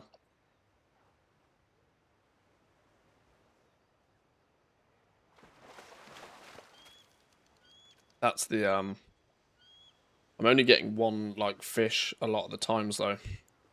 So my potential gold per hour is being cut in half here.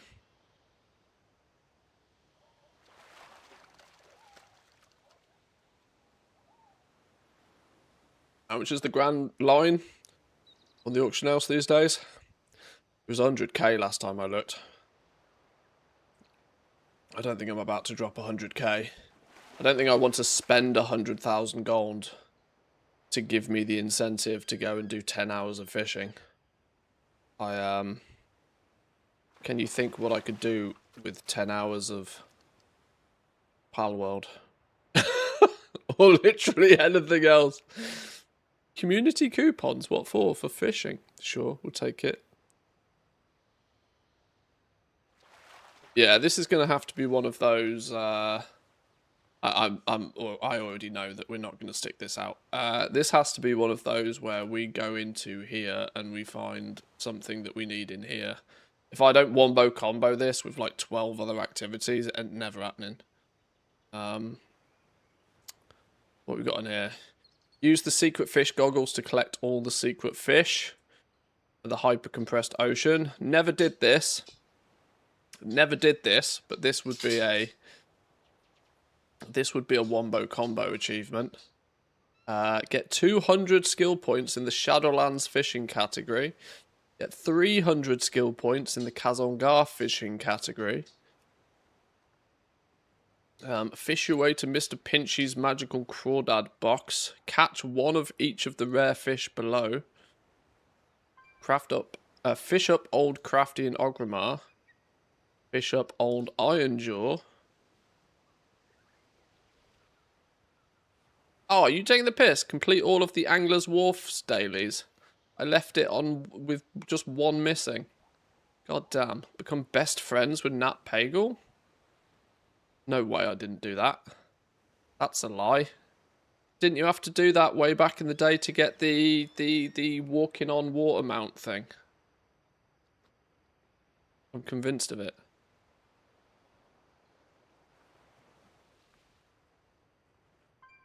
Complete each of the Thunderbluff dailies.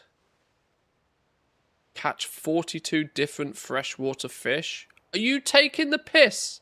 I need a giant dark water clam to complete that one. The water strider that Blizz murdered, yeah. Oceanographer? Yeah, there's going to just have to be a day, isn't there, where we're like, this is fishing day. / week.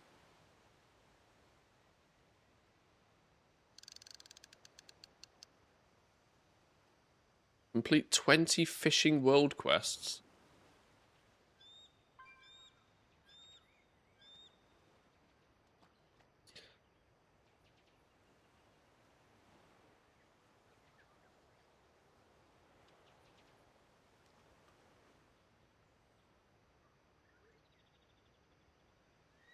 "30 minutes of fishing day makes it easy." Nah, I mean, we just multi-box the shit out of it, right? That's the other option. We just 5-man box fishing. Get it done. Reach 2,500 midnight angling score. I'm at 881.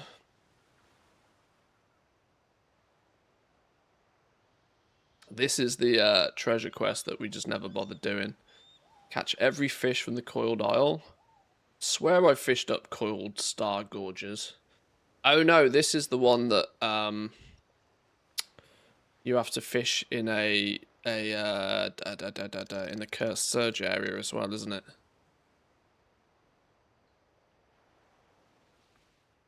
Speak with Captain Tocker whilst you have the Coiled Huntress equipped. Do that one. Where's Captain? Oh, he's up back at base, isn't he? Yeah, I got 8 minutes into doing fishing, and I'm like, yeah, I can't make this entertaining. I can't make this entertaining. Da-da-la.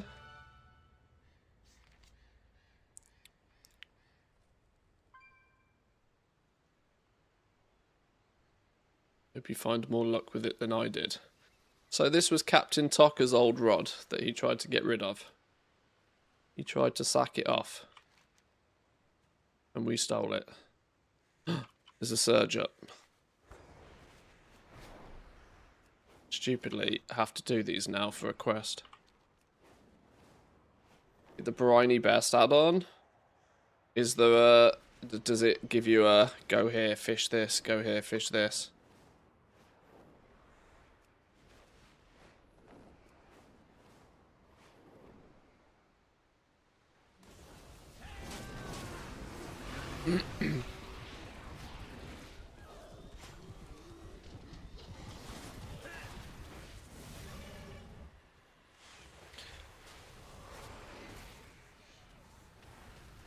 These are all the kinds of things that there's gonna have to come a point. There'll come a point where I just like take all of these stupid little challenges, smush them all into a schedule, and we'll call it a subathon. And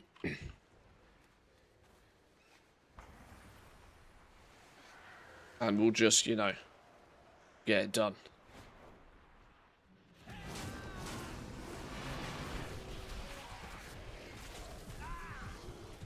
Yeah, crate a beer in. Crate a beer in, call it a subathon. Every time we tick a major milestone off, we reward ourselves with a beer. We get very drunk, desperately try not to get cancelled, and just get it done. Lock in. That's the plan. Yo, I've got a 40th birthday coming up soon. There's an idea.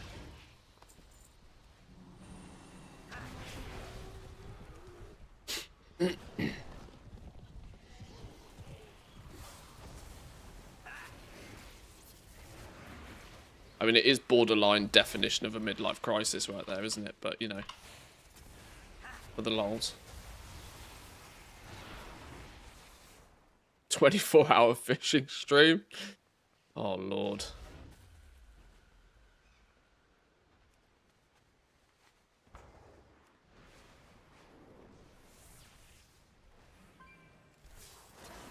A few more eggs.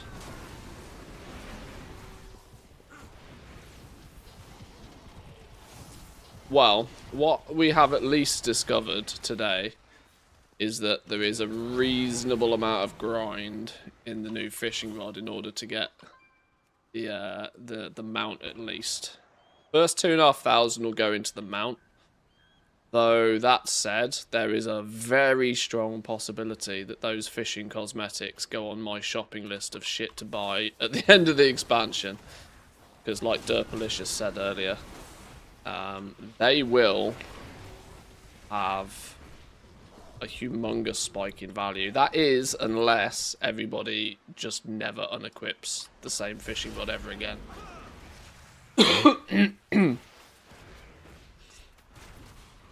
But then again, most people won't have anywhere near enough patience to sell those cosmetics. Actual Manthy 24/7 content. Not just the VOD channel, yeah.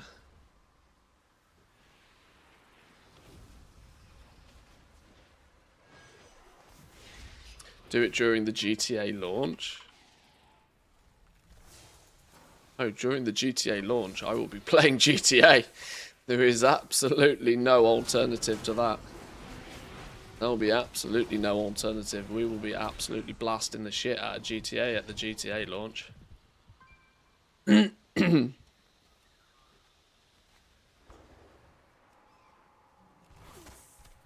Why would I be doing anything else? I wonder how many... I genuinely wonder about GTA 6. Like, I've said this before, that there are some games out there that's, you know, there are some games that sell hardware. This is absolutely it, right? This is absolutely the peak definition. Both Sony and Microsoft are going to sell so many consoles.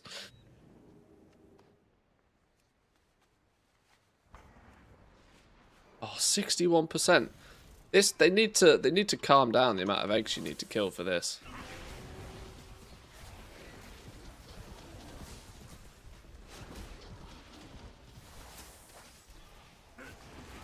Tested the eerie lure quickly, and the double venom procs work, but the rate is absolutely horrible. Also noticed that catching a giggling skull oddly gives me 2x venom. Gold-wise, still not worth it. Interesting find. I appreciate the science. Imagine trying to stream during the GTA launch, seeing what happened yesterday. I don't even know. Well, the reality is I just don't think Twitch were particularly ready for 4 times the amount of traffic they normally get. Because, you know, it was a trailer, for Christ's sake. For the launch of the game, you'll think they'll be a little bit more prepared.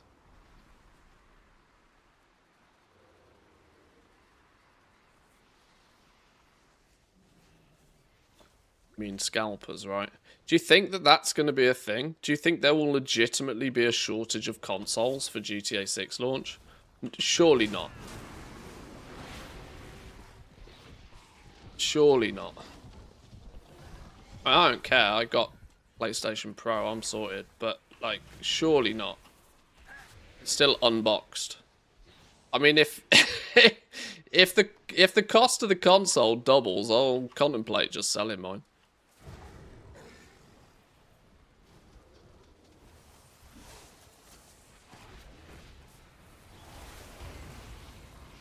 Nah, I'm not convinced there'll be any shortage of consoles. Sony nor Microsoft are gonna have any incentive to do shenanigans on, you know, because scalping doesn't benefit them in any way. You know, they've probably been producing consoles as fast as they can, especially with things like all the RAM prices and stuff like that. They're going to have been making them in as great a quantity as they possibly can in order to make sure that there isn't a shortage.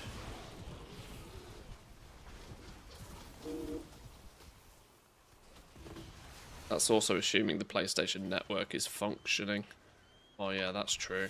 This is weirdly one of the only reasons I have some incentive to pre-order it. Just because, sure, I have nice fast internet, but I definitely don't want to leave it till the last minute to be downloading it from the PlayStation Network. Because it's not going to be a small game either, is it? Let's be honest. What we say, like, I think 400 gig is probably an understatement.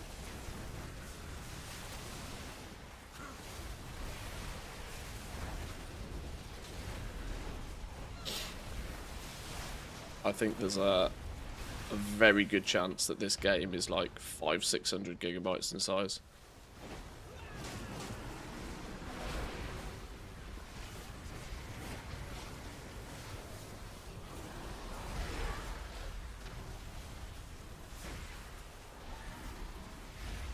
I wonder if I'm the only one that has zero interest in any GTA. Oh no, you're definitely not alone, but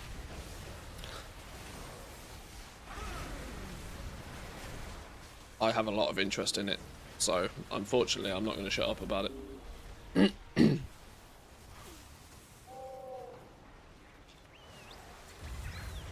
There's the claw.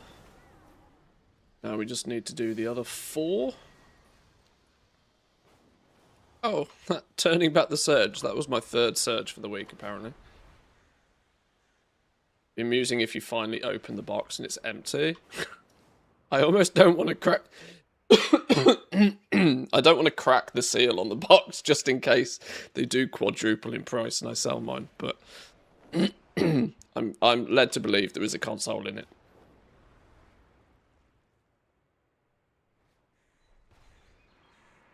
You got orders, Hashura.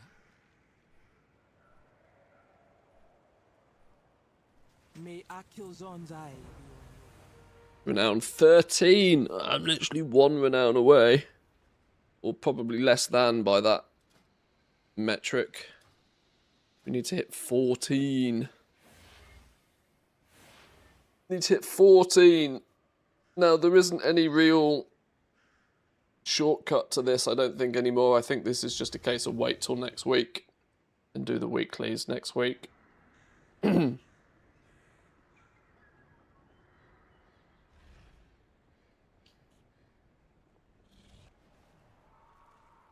Be interested if they remastered Vice City. Vice City was cool. I mean, to be fair, I'm so heavily a fan of the games in general. I've enjoyed all of them in mostly equal parts.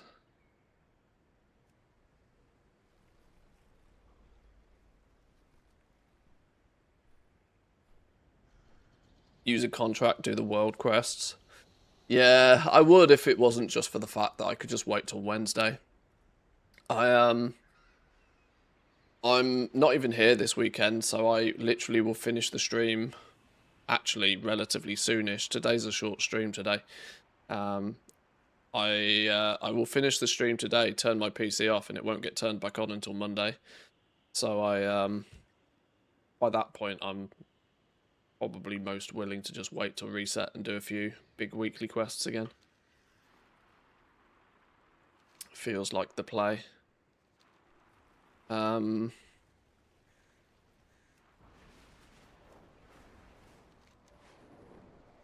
Yeah, I think regarding the fishing, the value,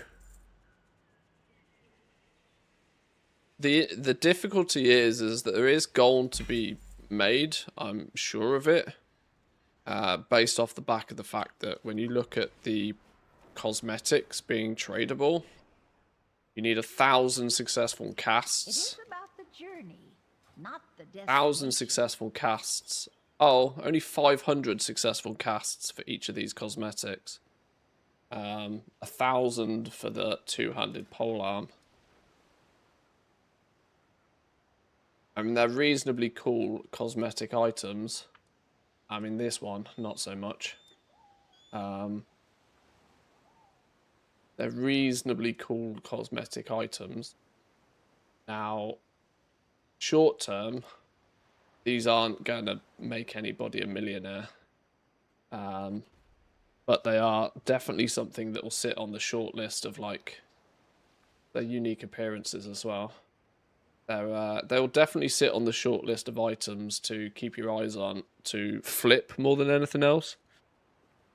But the fact that there's a 2,500 coiled filament mount to obtain, I am not going to have much fishing enthusiasm left in me after 2,500 successful casts to do yet more for the cosmetics.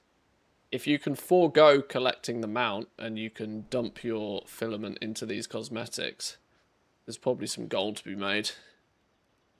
Outside of that, the thing that I thought would be interesting long term would be the shredded bloom line and glimmer line, but considering these cost 10 coiled filament for like literally one. You can 10 successful fishing casts gives you 6 gold at current prices, meaning you're basically making what, 70 silver per successful cast. So you're making a grand total of like 200 gold an hour. What do you do?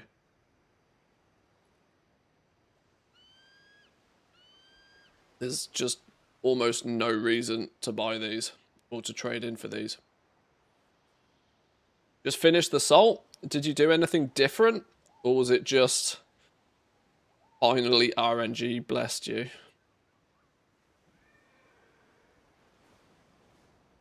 I haven't got Jimothy yet, actually.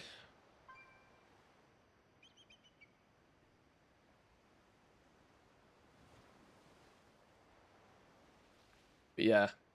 Conclusion is you are never going to trade your coiled filament for either of these two. Math just ain't mathin'.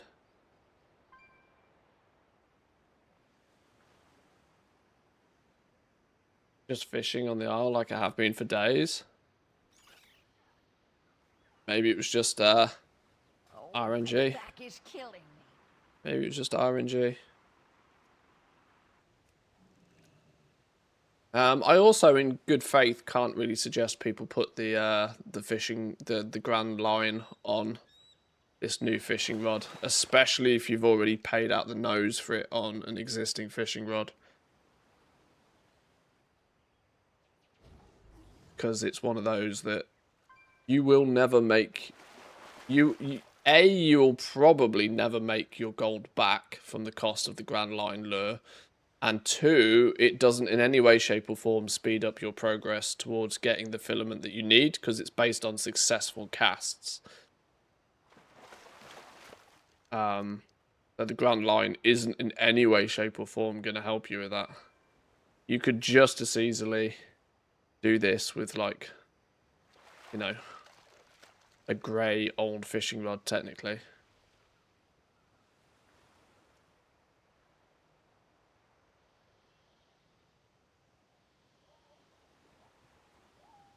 There's nothing in the chat channel or anything that states that you get venom.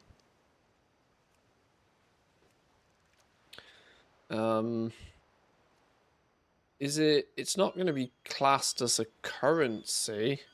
This is one of those where it would be lovely if weak auras existed. Because you could have a weak aura that would easily show you how much of this venom you've got. Can't even track venom without an add-on. The only way to see your venom on your rod is to literally hover over this and see, oh, plus 48.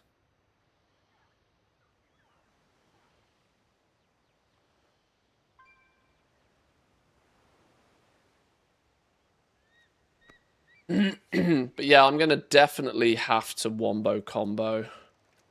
Gonna have to wombo combo 2,500 fishing casts with doing some of the other achievements as well. That's probably the only way to keep sanity levels in the positive.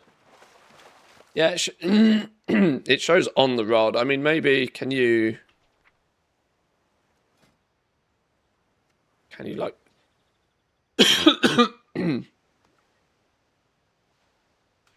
if I drag that to my bars, I mean, it doesn't show the number on the icon, but at least it's easier for me to hover over it and see.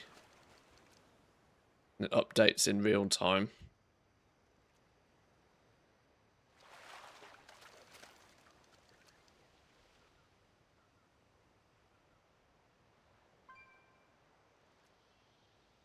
By the time the Toxic Trophies achievement is done, you'll have enough Venom to get the Mount Cosmetics, if you're into the achieves, that is. Yeah, we had a little look at the achievements. That's going to have to be the only way that I'll get this bond done. I'm convinced of it. Will be to wombo combo with other achievements. I do technically still need the treasures, so that's one we can work on.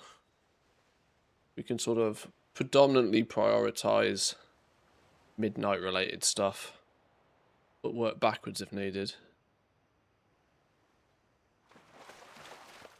But I am short on time a little bit today, so I'm probably not going to spend my days standing here doing this. Yeah. Put the rod on your bar at least. Make it easier to see how much venom you're holding on to. Feels real risky to me, because there's part of me that wonders if I log off. If I log off, like, where is this being tracked?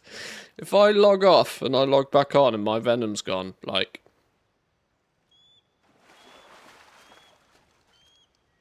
I think as a matter of principle, I'm going to convert my venom into coiled filament.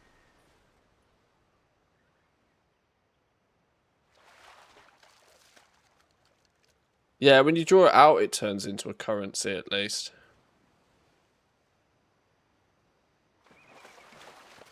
You can track the coiled filament.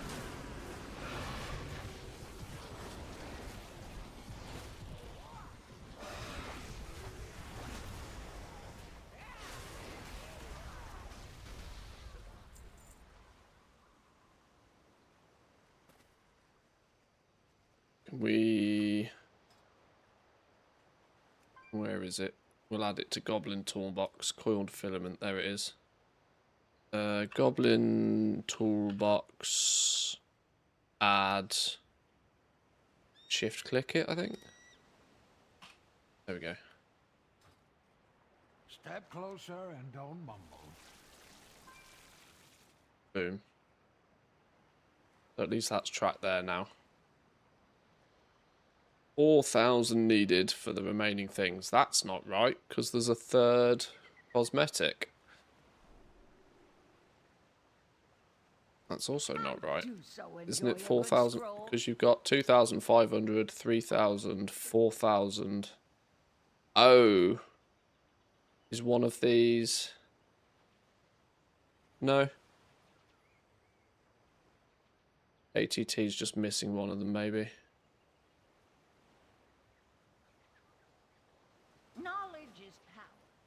You done Angler of the Coiled Isle. So you should have a Sinful Pearl, which will turn your line red. Use it before talking to an NPC. A Sinful Pearl. Negative.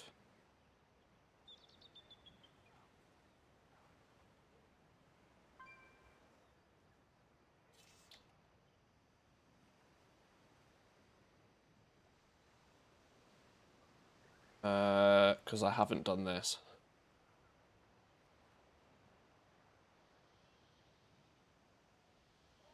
Am I right in saying that is the fish you fish up in and around the Cursed Surge area? I think it is, isn't it? What was it called?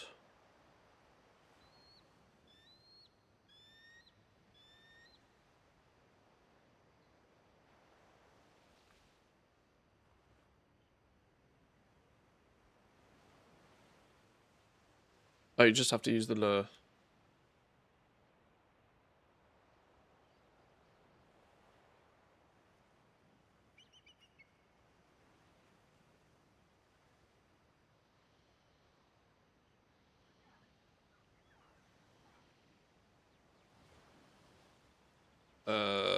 Let's craft a lure then.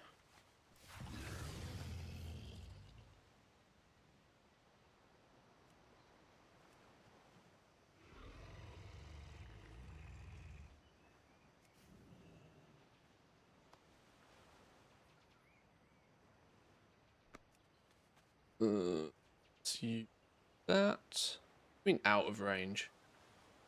I'll throw the lure into a fishing pool. Torrential Gorgeous Swarm.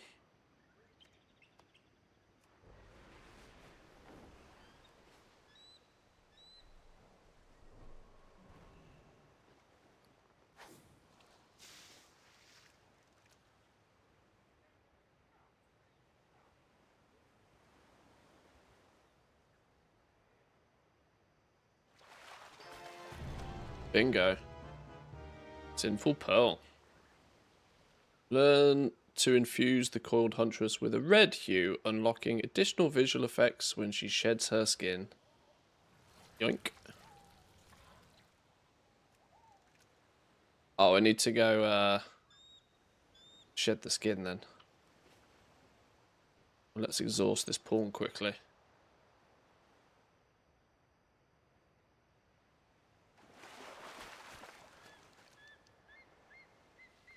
What's the app to show the currency at the top of the screen? I've been looking for something like that. It's called Goblin Toolbox.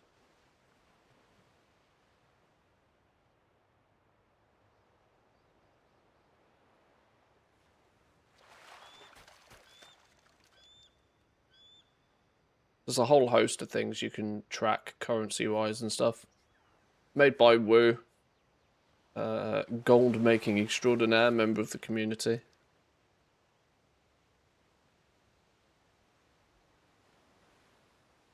What do these fish do? Anything.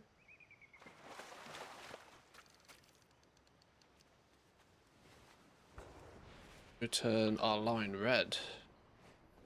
Greetings, sir, and ma'am. Oh, I'm mounted. Oh, wait, hang on. Did that balls it up? Step closer and don't mumble.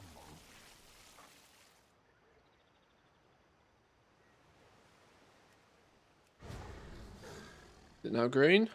Now red, sorry? Hey! It shines red. There we go.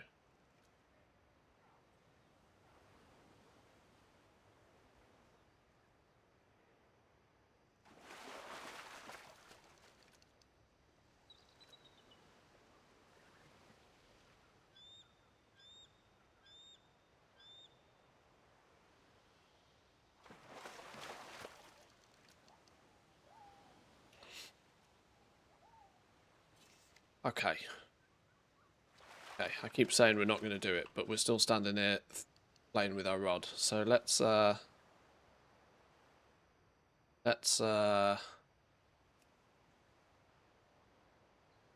trophy rank with each. 2,500 fishing score. 818. So there's a little add-on that tells you how to do this. Briny best.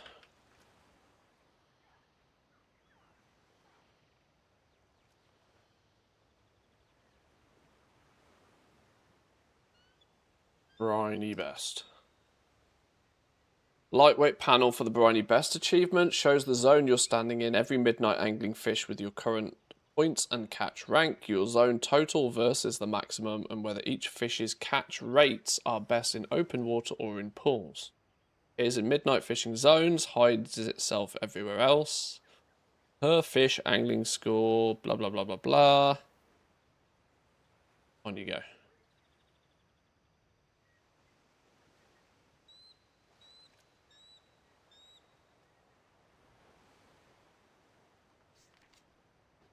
Right, let's have a look.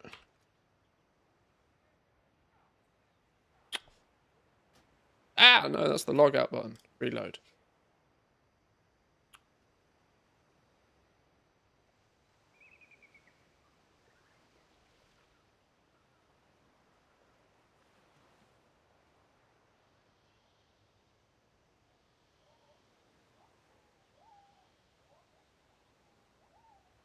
This is the one thing about WoW that always sort of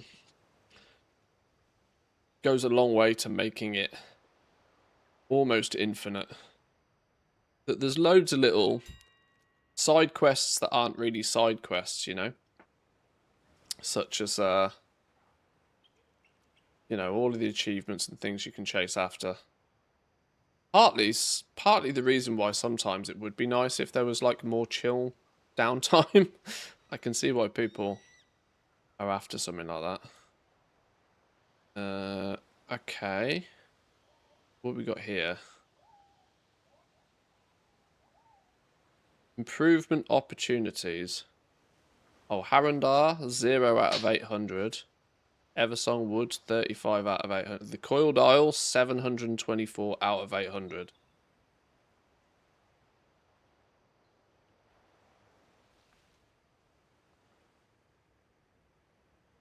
Okay. I need more of the... You need 2,500 angling score out of a maximum 2,800. So you can afford to drop 300 points somewhere. I'm 76 points short on the Coiled Isle. Oh, okay, this is quite clever. I would have never figured this out. I would have 100% never figured this out. Harandar 0. Yeah, I've clearly never fished anything in Harandar. Clearly. Clearly never fished anything there. It's probably incredibly small and probably blurry on your screen. But I don't think I've got any way to change it. Alright, off to Harandar then.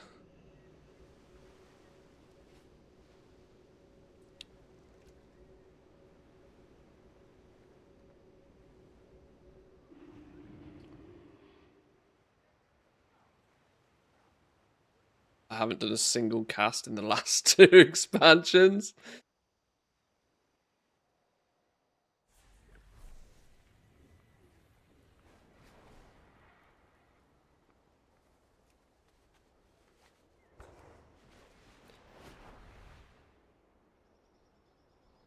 There's a lot of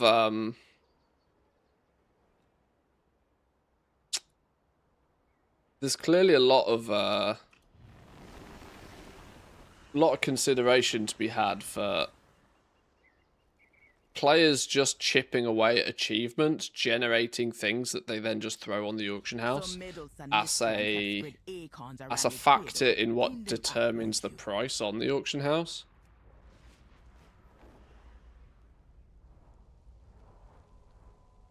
Because often you can look at something and be like, why is fishing 7,000 gold an hour? And you'd be like, surely there's nobody out there fishing for 7,000 gold an hour.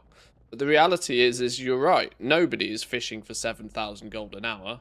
People are out fishing, doing silly things like this, and then anything that they get from it, they're just throwing it up on the auction house to get anything they can get for it. You know, when their main focus is not actually on making gold from doing it, yet they are still creating materials. They're still part of the supply chain. I guess in some low demand markets, that has quite an effect. Reached pike rank. Restored songfish.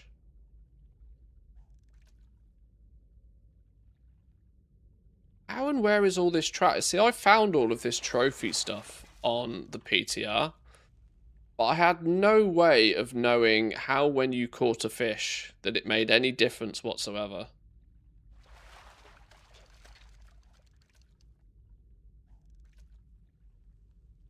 Is it just purely based on quantity looted or something?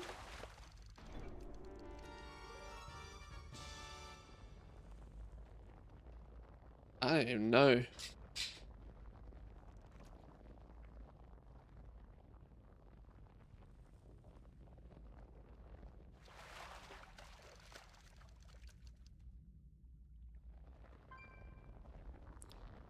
Bloomtail minnow increased 19.1 to 20.09.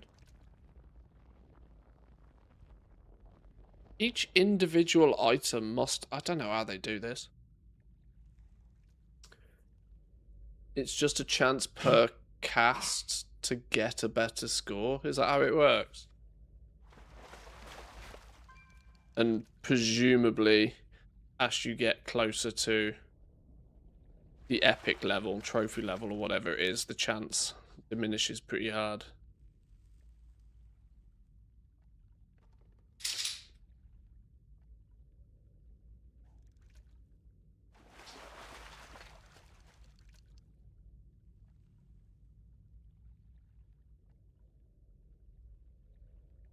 This is the kind of thing that I'll happily chase. I don't mind the journey. I almost don't mind chasing something completely almost irrelevant. This is the journey for me, but like when these journeys disappear, like the standing at a thing doing fishing for like purely gold per hour, yeah, no. Just not happening.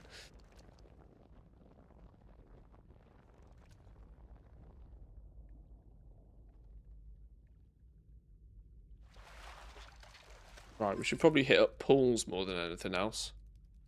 There's a root crab is done in open water. Arcane wormfish is done in open water.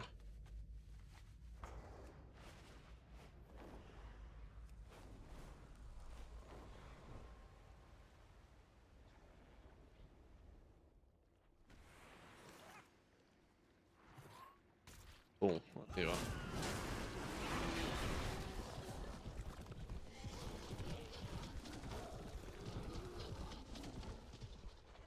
No more goblin achievement completionist, Mantheus.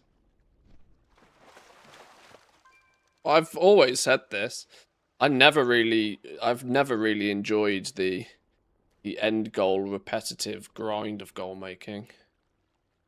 It's partly the reason why I've never been that excited by farming in general, and have never even really done any sort of farming content particularly. Just doesn't float my boat, never has. What's the auto catch add-on? I'm using one called Angler. There's a couple of different options, but there's Angler or Better Fishing. Two that both work. It's not auto, by the way. It's just hotkeyed, so I don't have to click on the bobber.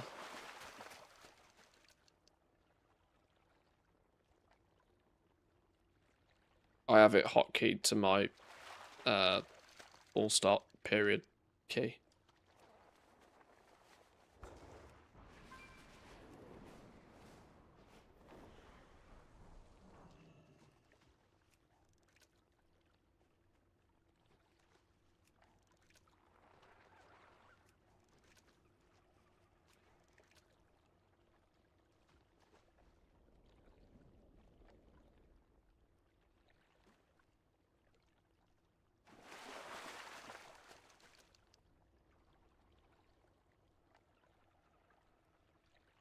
Did I also see there's an achievement for getting trophy rank with all of the fish as well?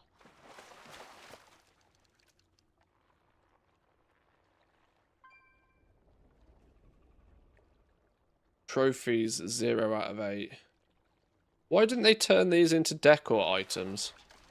Why didn't they give you like a proper actual fish tank And that when you get the trophy rank of each one, you get a decor item and you can put it in your player house.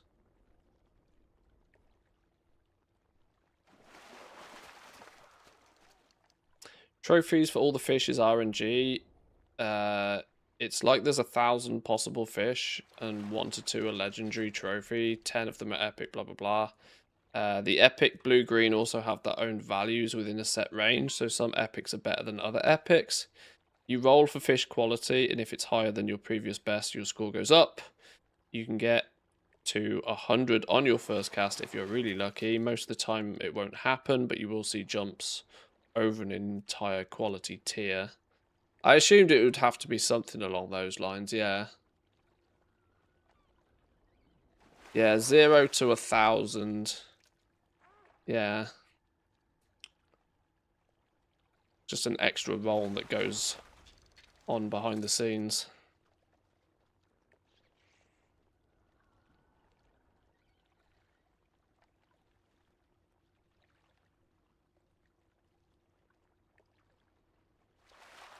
I should be able to trade in pearls from the anglers to get better score. Grinded out 1,000,000 points with them. Surely.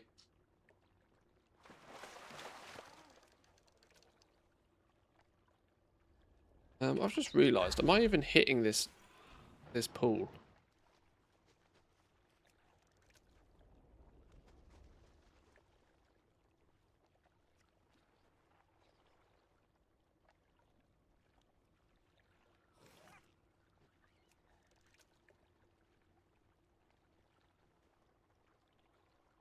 Still need a fungal skin pike.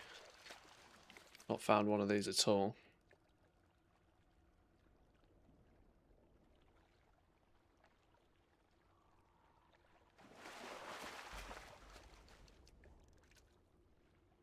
These are still like 10 gold apiece.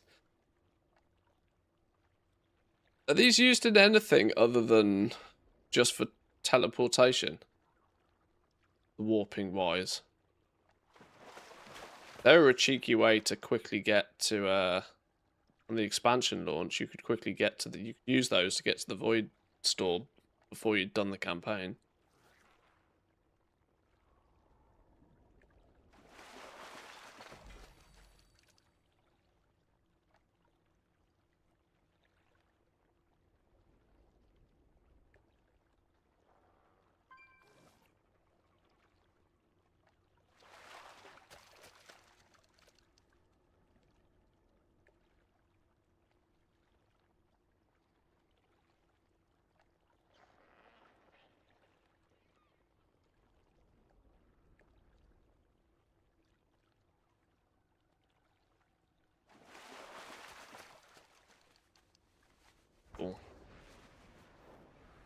Yeah, this is the kind of thing that will make the Venom grind basically disappear. Focus on jumping between different pools, ticking boxes in this. In a way, it's quite clever, to be honest.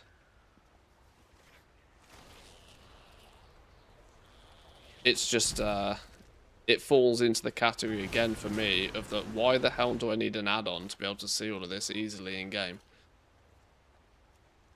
It's like the system is there clearly. So like this is why I often refer to the game being made by spreadsheet junkies, because like it's quite a like the system's there for these different ranks and stuff, but it's so nestled and hidden behind the scenes. You can see your total score in the fishing journal, can't you? Or is it on every...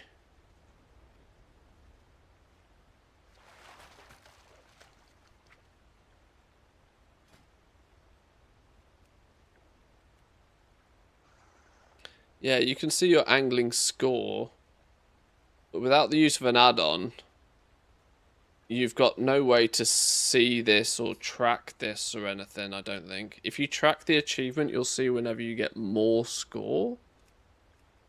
That's for, like, the overall, right?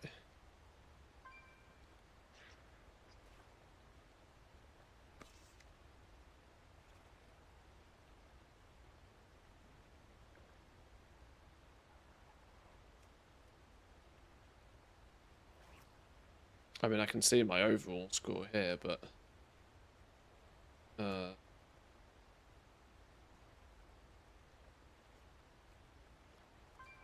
you can track that, and then you at least see what your score is here. Once again, it's a UI thing for me. Well, I think Blizzard really falls short. They've got the ability to create some interesting gameplay systems. This could really do with just a cleverer UI, which is why an add-on has come along and just done it.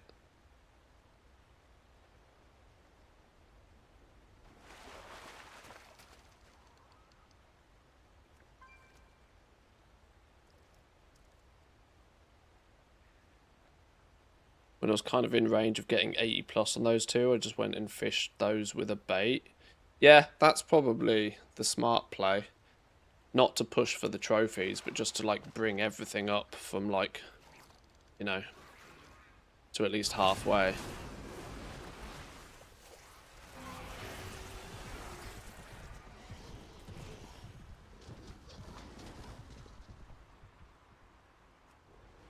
I mean, maybe it's just me, because you lot seem to have clearly already done all of this and have way more idea of it than me, even though I spent ages on the PTR looking through all of this sort of stuff. It could just be a me problem, but I tend to think without Blizzard putting like a massive great big exclamation mark or some quests or some NPCs or something that sort of states that this is a thing, it's just nestled in with a few achievements that fortunately some people have reverse engineered to find out how they work. You need an average of 90 on every fish. Okay.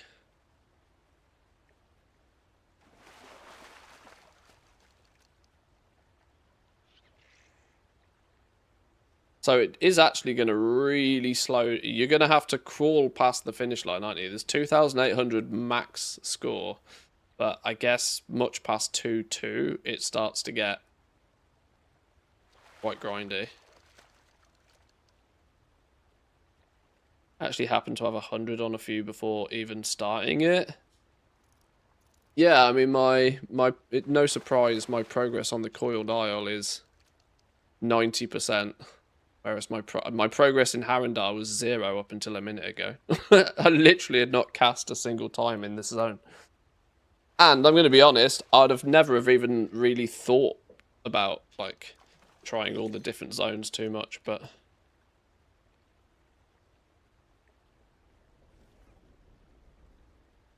I don't know. Maybe I'm just one of those dumb players that needs it spelt out for them. Luckily, an add-on has come along and done exactly that.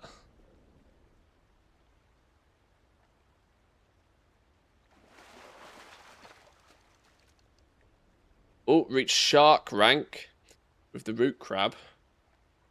Took a big jump. Craftable or buyable lure can boost your chances for this fish. Tender loomfin, it even goes as far as to say this fish is exceedingly common in pools. All fish can be caught in open water or pools. Blossoming torrent is the best place to get it from, though. Current rank is 3 out of 5. Shark at about... Shark at 95, about 3.1 points to go.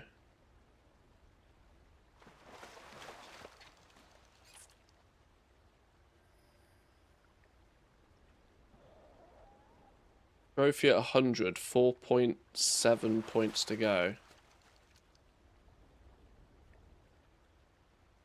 Special is Perceptive Chum. That based upon what the fish does. Gives you perception, yeah.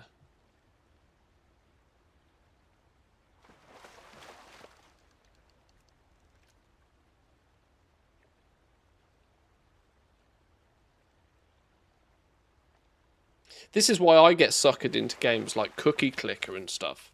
Because I will happily do a monotonous thing. If there's something that sort of makes it interesting at the same time, I'll click a cookie 10,000 million times. If every once in a while I can buy a grandma to cook me some bonus cookies, and you know, like, I think it's really simple. I just want the game to be a game.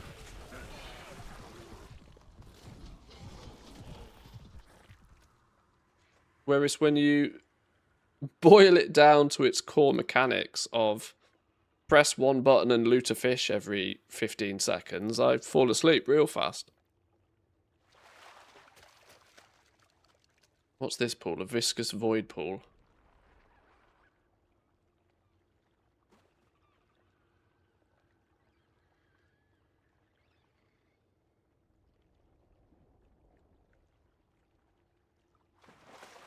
Development effort was roll /roll 1,000 and show max per fish.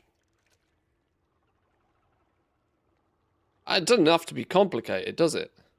But, you know, somebody's clearly at Blizzard thought that there needs to be a more interesting way to keep people engaged with fishing. They made all the systems behind the scenes, they made the achievements, and then, for the most part, hid it all behind the scenes and didn't create the UI elements, or maybe they do just know add-ons will turn up and just do it for them. This is called Briny Best. It's a separate add-on that helps with achieving the 2,500 point angler score. Warping Wise have the same thing. Oh.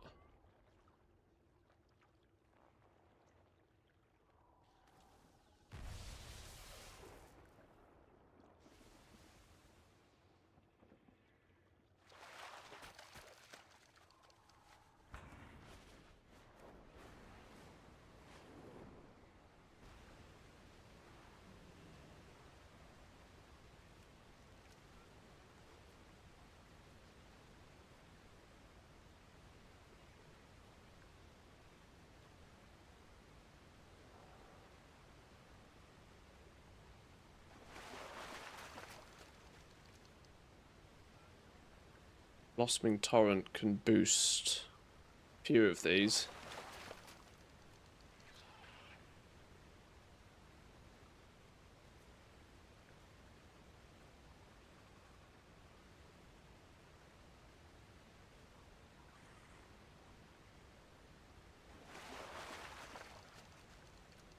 Trying to figure out what next patch will bring. PTR is apparently up. They were adding builds to the PTR recently. I don't think it's live though. Unless I've missed an update. That said, I wouldn't be too shocked to see them drop the PTR today.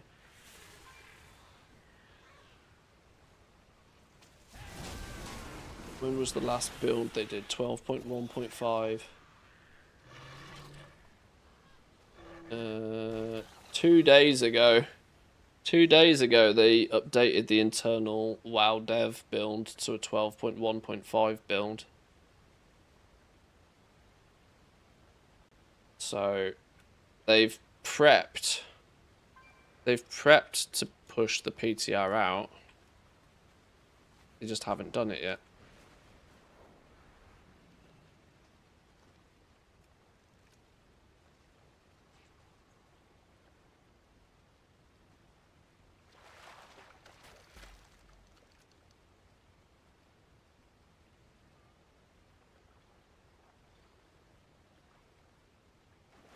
You might be able to download it, but you might not be. You probably won't be able to log in.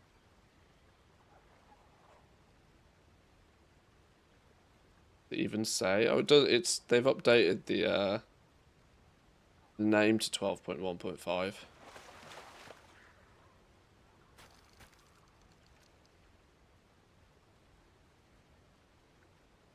Yeah, they'll let you pre-download it.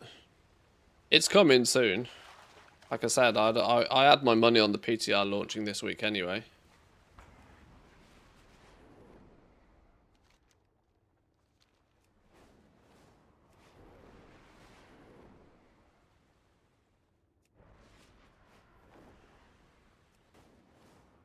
I was kind of hoping it would do it before Friday night, though.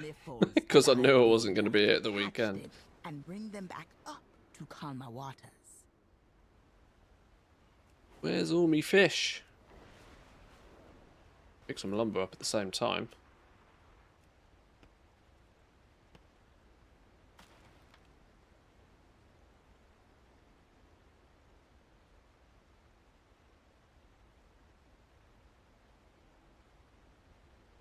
Yeah, it's all offline and compatible. It hasn't actually updated yet.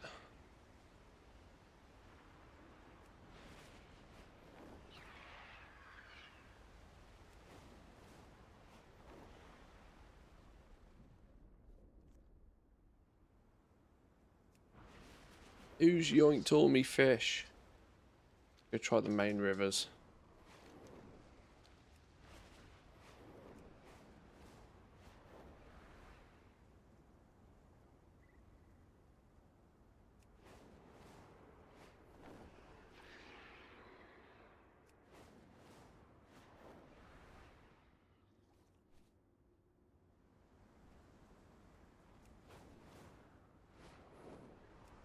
The hell's all the fish pools gone? Am I on some duff realm here? What's going on? No wonder I'd never cast my rod in Harrendar. Never saw a reason to. Miscreants have spread acorns around the cradle. Clean them up, won't you?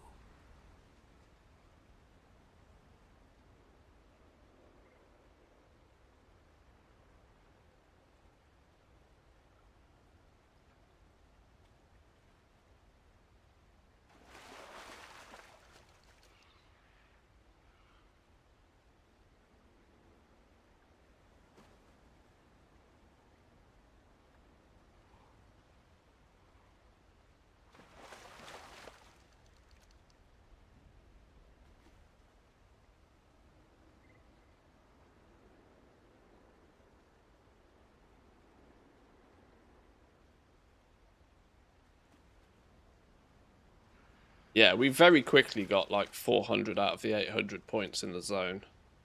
So you can get half the points in the zone like almost instantly. But yeah, getting across the finish line. What did somebody say earlier? You need like an average of 90% on every fish.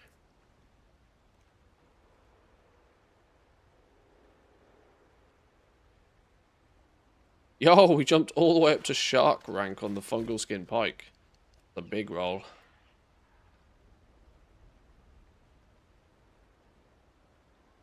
Yeah, and I guess the trick at the end is going to be to target farm a certain fish as well, isn't it? See? Doesn't take much to get my brain ticking on like how do we optimize this? How do we do this? How do we get what we want out of this?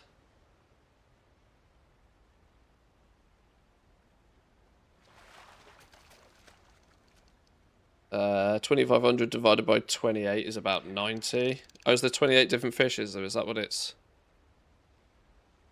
Is that where the number comes from?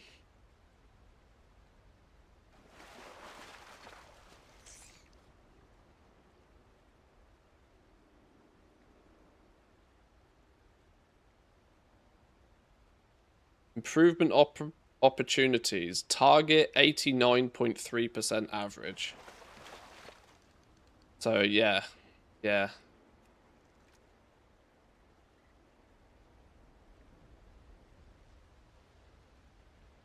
So, I need to up my game on the Bloomtail minnows, which come from lashing wave pools. Twisted Tetra comes from lashing waves and obscured pools. And Shimmer Spinefish comes from pretty much anything.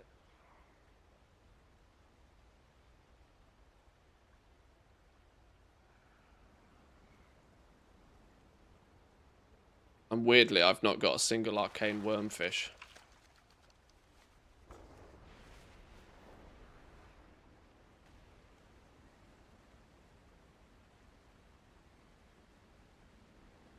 Let's look for lashing wave pools, where we get big upgrade from.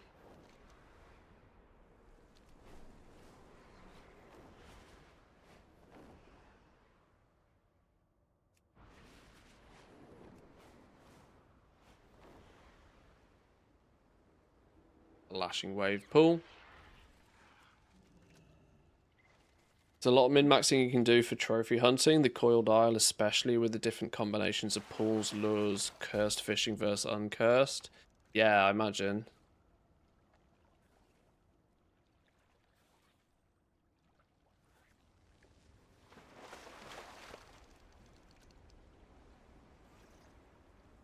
You drink the Sanguithorn tea, it gives you 50 perception. Like a gold. Gold don't bother me. Sanguithorn tea.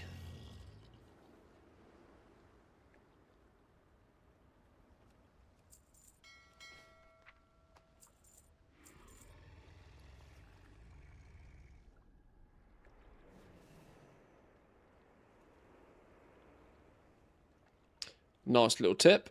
Appreciates.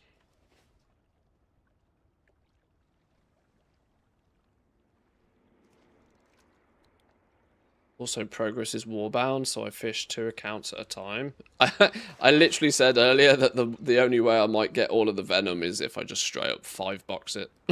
Like, just click, click, click, click, click, click, click, click. Just angler on 5 accounts simultaneously.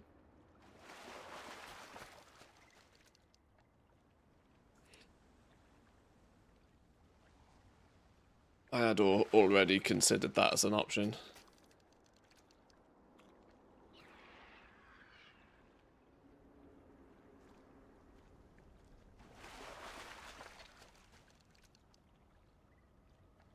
How to make fishing stressful 101. It is like playing whack-a-mole when you do it on 5 accounts.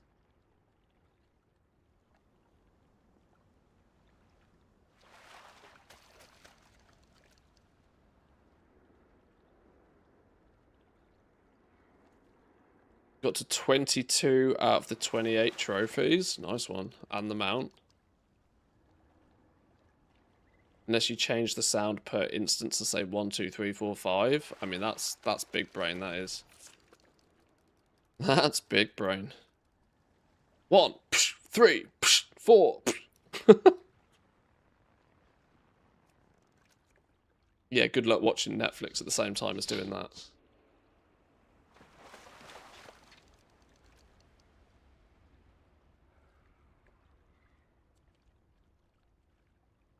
Yeah, you should probably do it.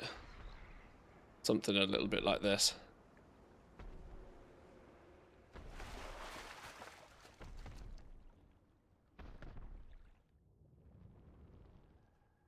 Not too necessary on a single account, though.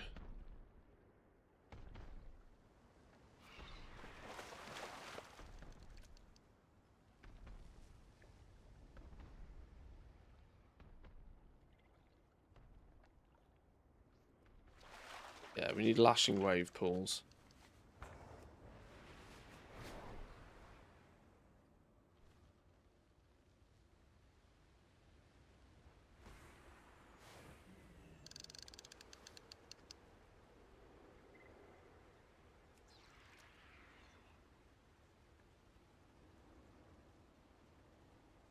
Ocean Vortex is great for that since you stand right on top and can just zoom right in. Oh, I bet, yeah.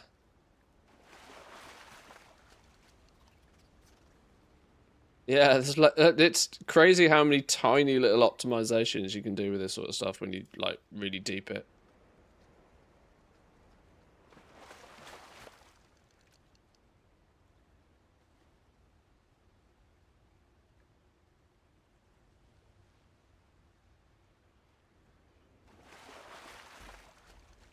Oh, Twisted Tetra, but didn't get an upgrade.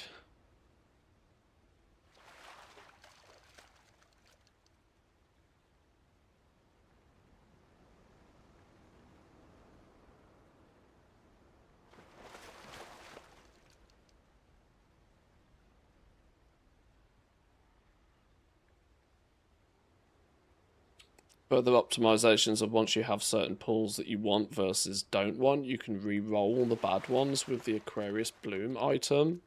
Oh yeah. Got some of those.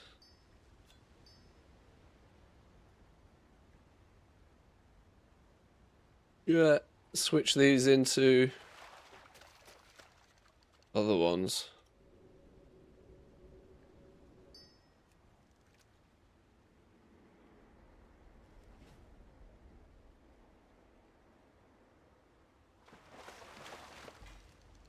See, this is how you make fishing at least somewhat interesting.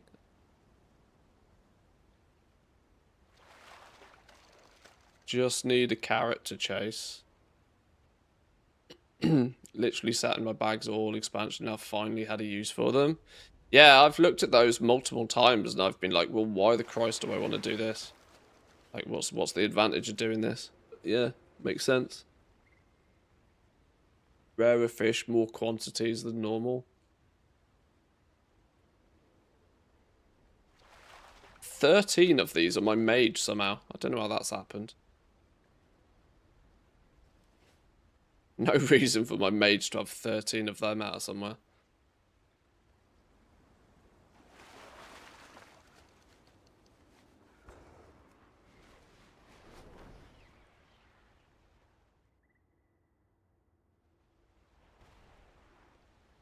My graphics settings are making it nigh on impossible to see where these balls are.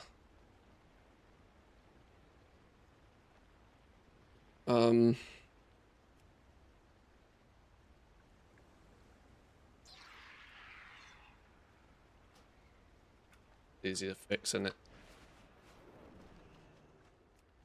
In doubt, turn it to 10.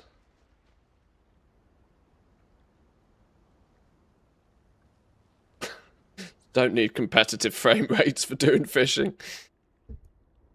Probably do it with your eyes closed, to be honest, if you just listen.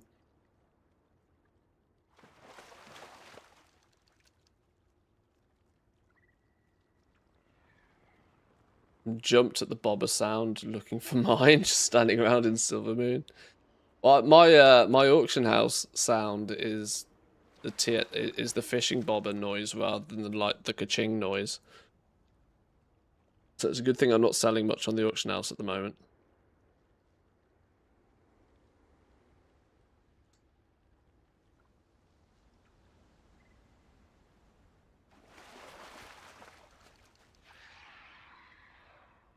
Oh, my pool's gone.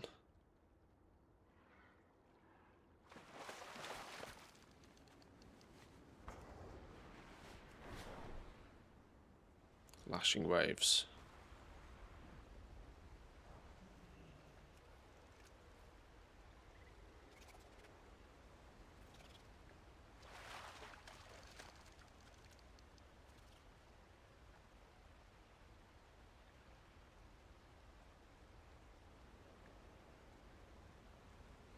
Arguably, I should probably still have the lure on. Whichever lure is beneficial in the zone. As you can see here, we should probably have the root crab lure on. Just to push this to try and get this at trophy rank.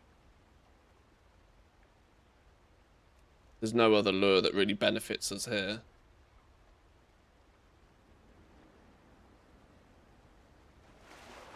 But I've quickly gone from Harandar being 0% to actually Harandar being second on the list for me.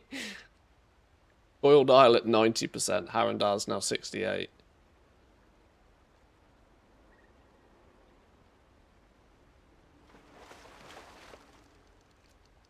Cannot seem to get these ones up a rank.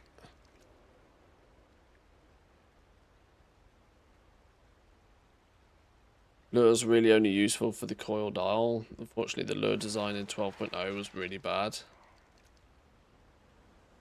Yeah, there's I didn't look at many of them and see much use from them. Like I said, this is only because there's only one lure that benefits this zone. So, you know, until your trophy rank, you might as well. Sort of thing.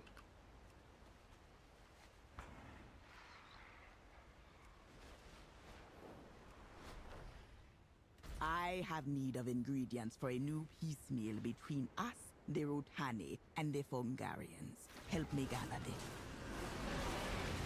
Right. Well, This stream took a somewhat expected but somewhat unexpected twist. I did not expect to start working on a fishing rank score today. But we did get the new fishing rod all the same. Came to the conclusion very quickly that the new fishing rod isn't really gonna produce any sort of substantial gold for people over and above what they were already doing. It just, those cosmetics on the other hand though might be a cheeky little long-term purchase. You know, cosmetics are always cosmetics. The rod's free for the new Fisher alts though, essentially. The rod's free, yeah. Yeah, no flipping farming stupid abundance to make a fishing rod. Which fishing rod should have been like at least 7th on the priority list for pretty much any character. 6 going to your 2 primary professions first. I can't imagine there's that many people out there that actually got enough. I can't imagine enough people got very far down that priority list.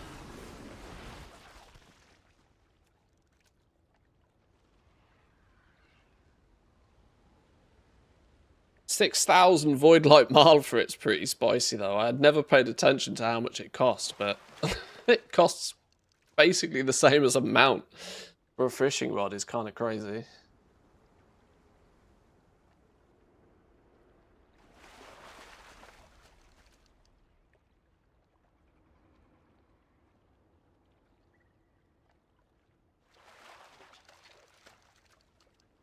I think I'm actually quite hitting the pool here.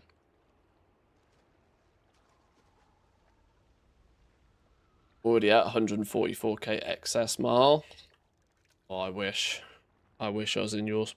I think I still need about 200k. Can you just send me your excess, please? I'll happily take it.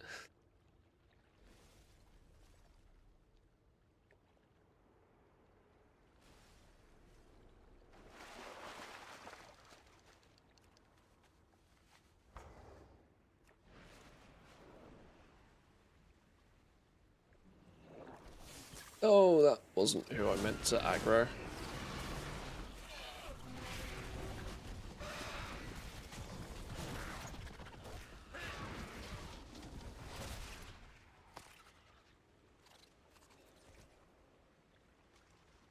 Right, come on.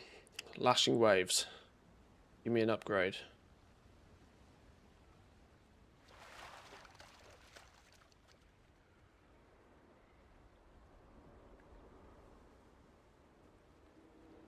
We've got Harandar to 69%. It's a good stopping point, isn't it, really?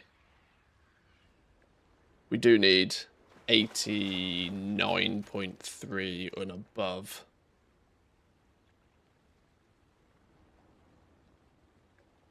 Oh god, I've just noticed on the list, Vaults of Atula Tech. So actually downstairs in the coiled isle, we need to do a bunch of fishing as well. I hadn't even clocked that.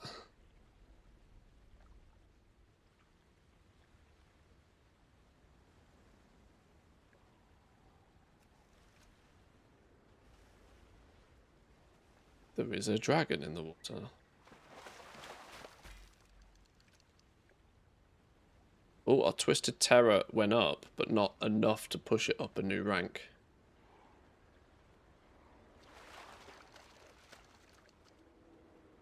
There is some overlap. You can 100% the vault just from fishing upstairs. Oh, is it really? Okay. That's good, because downstairs is grim.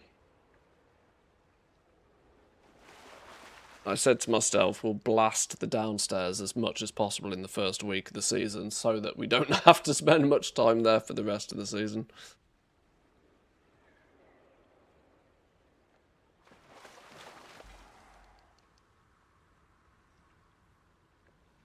And we've capped on dun-duns. Have I done my dun-dun runs this week? Yeah.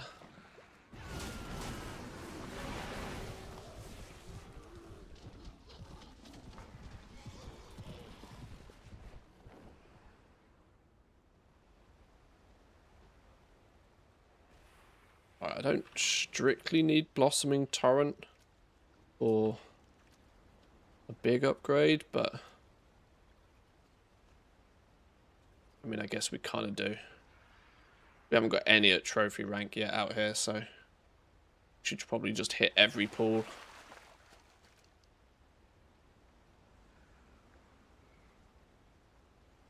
$90 out of 100 downstairs. Only went there to fish up the quest item. Oh, okay. There's definitely some overlap then, yeah.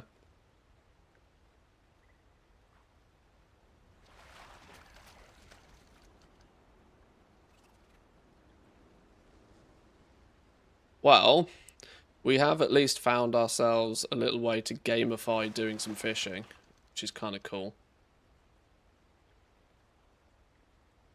I'm more than willing to chase a mini game like this when there is a, you know, an ever-growing score to obtain. I'd seen all of this. I'd seen all of the ranks and the scores and all of this. I'd noted all of this down and spotted all of this on the PTR. I just never figured it out.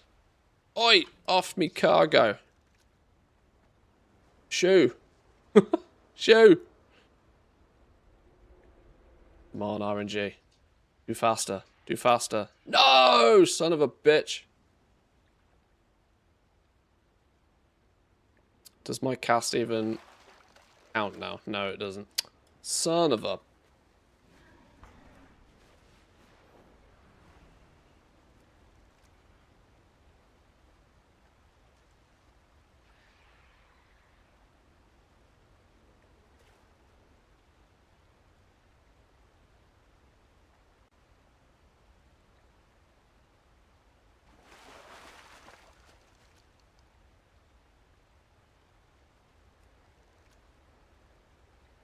Shit, what time is it? Oh my god, it's 3 o'clock. Boys and girls, I've got to actually love you and leave you. It's a short stream today, I apologise, especially on a Friday. But I've got some stuff I need to do today. Chat, have a wonderful weekend. If you're going to stand around doing a bunch of fishing, if you're going to do all the fishing, try and stay sane.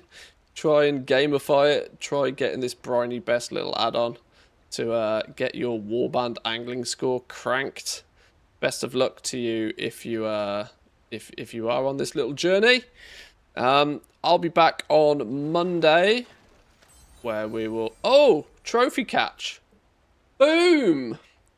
Well, there we go. That's a perfect stopping point, isn't it? Trophy on the Shimmer Spinefish. Love to see it. Right. Yeah. Come say hi on the Discord if you're not there already. If you aren't there already, there is a small little questionnaire you have to fill in, and I've had to turn on manual acceptance on the Discord because there was all the gold selling bots that I wanted to keep out. I won't have that on all the time, but at the moment, I've got to do what I've got to do to keep out the bots. Nobody likes the bots. But come say hi all the same. Yeah, have a wonderful weekend. Thanks for stopping by this week. I appreciate it. Thank you, Goldson, for the raid earlier. Thank you for the follows, the bits, the subs. Love you all. Have a great weekend. See you Monday. Peace.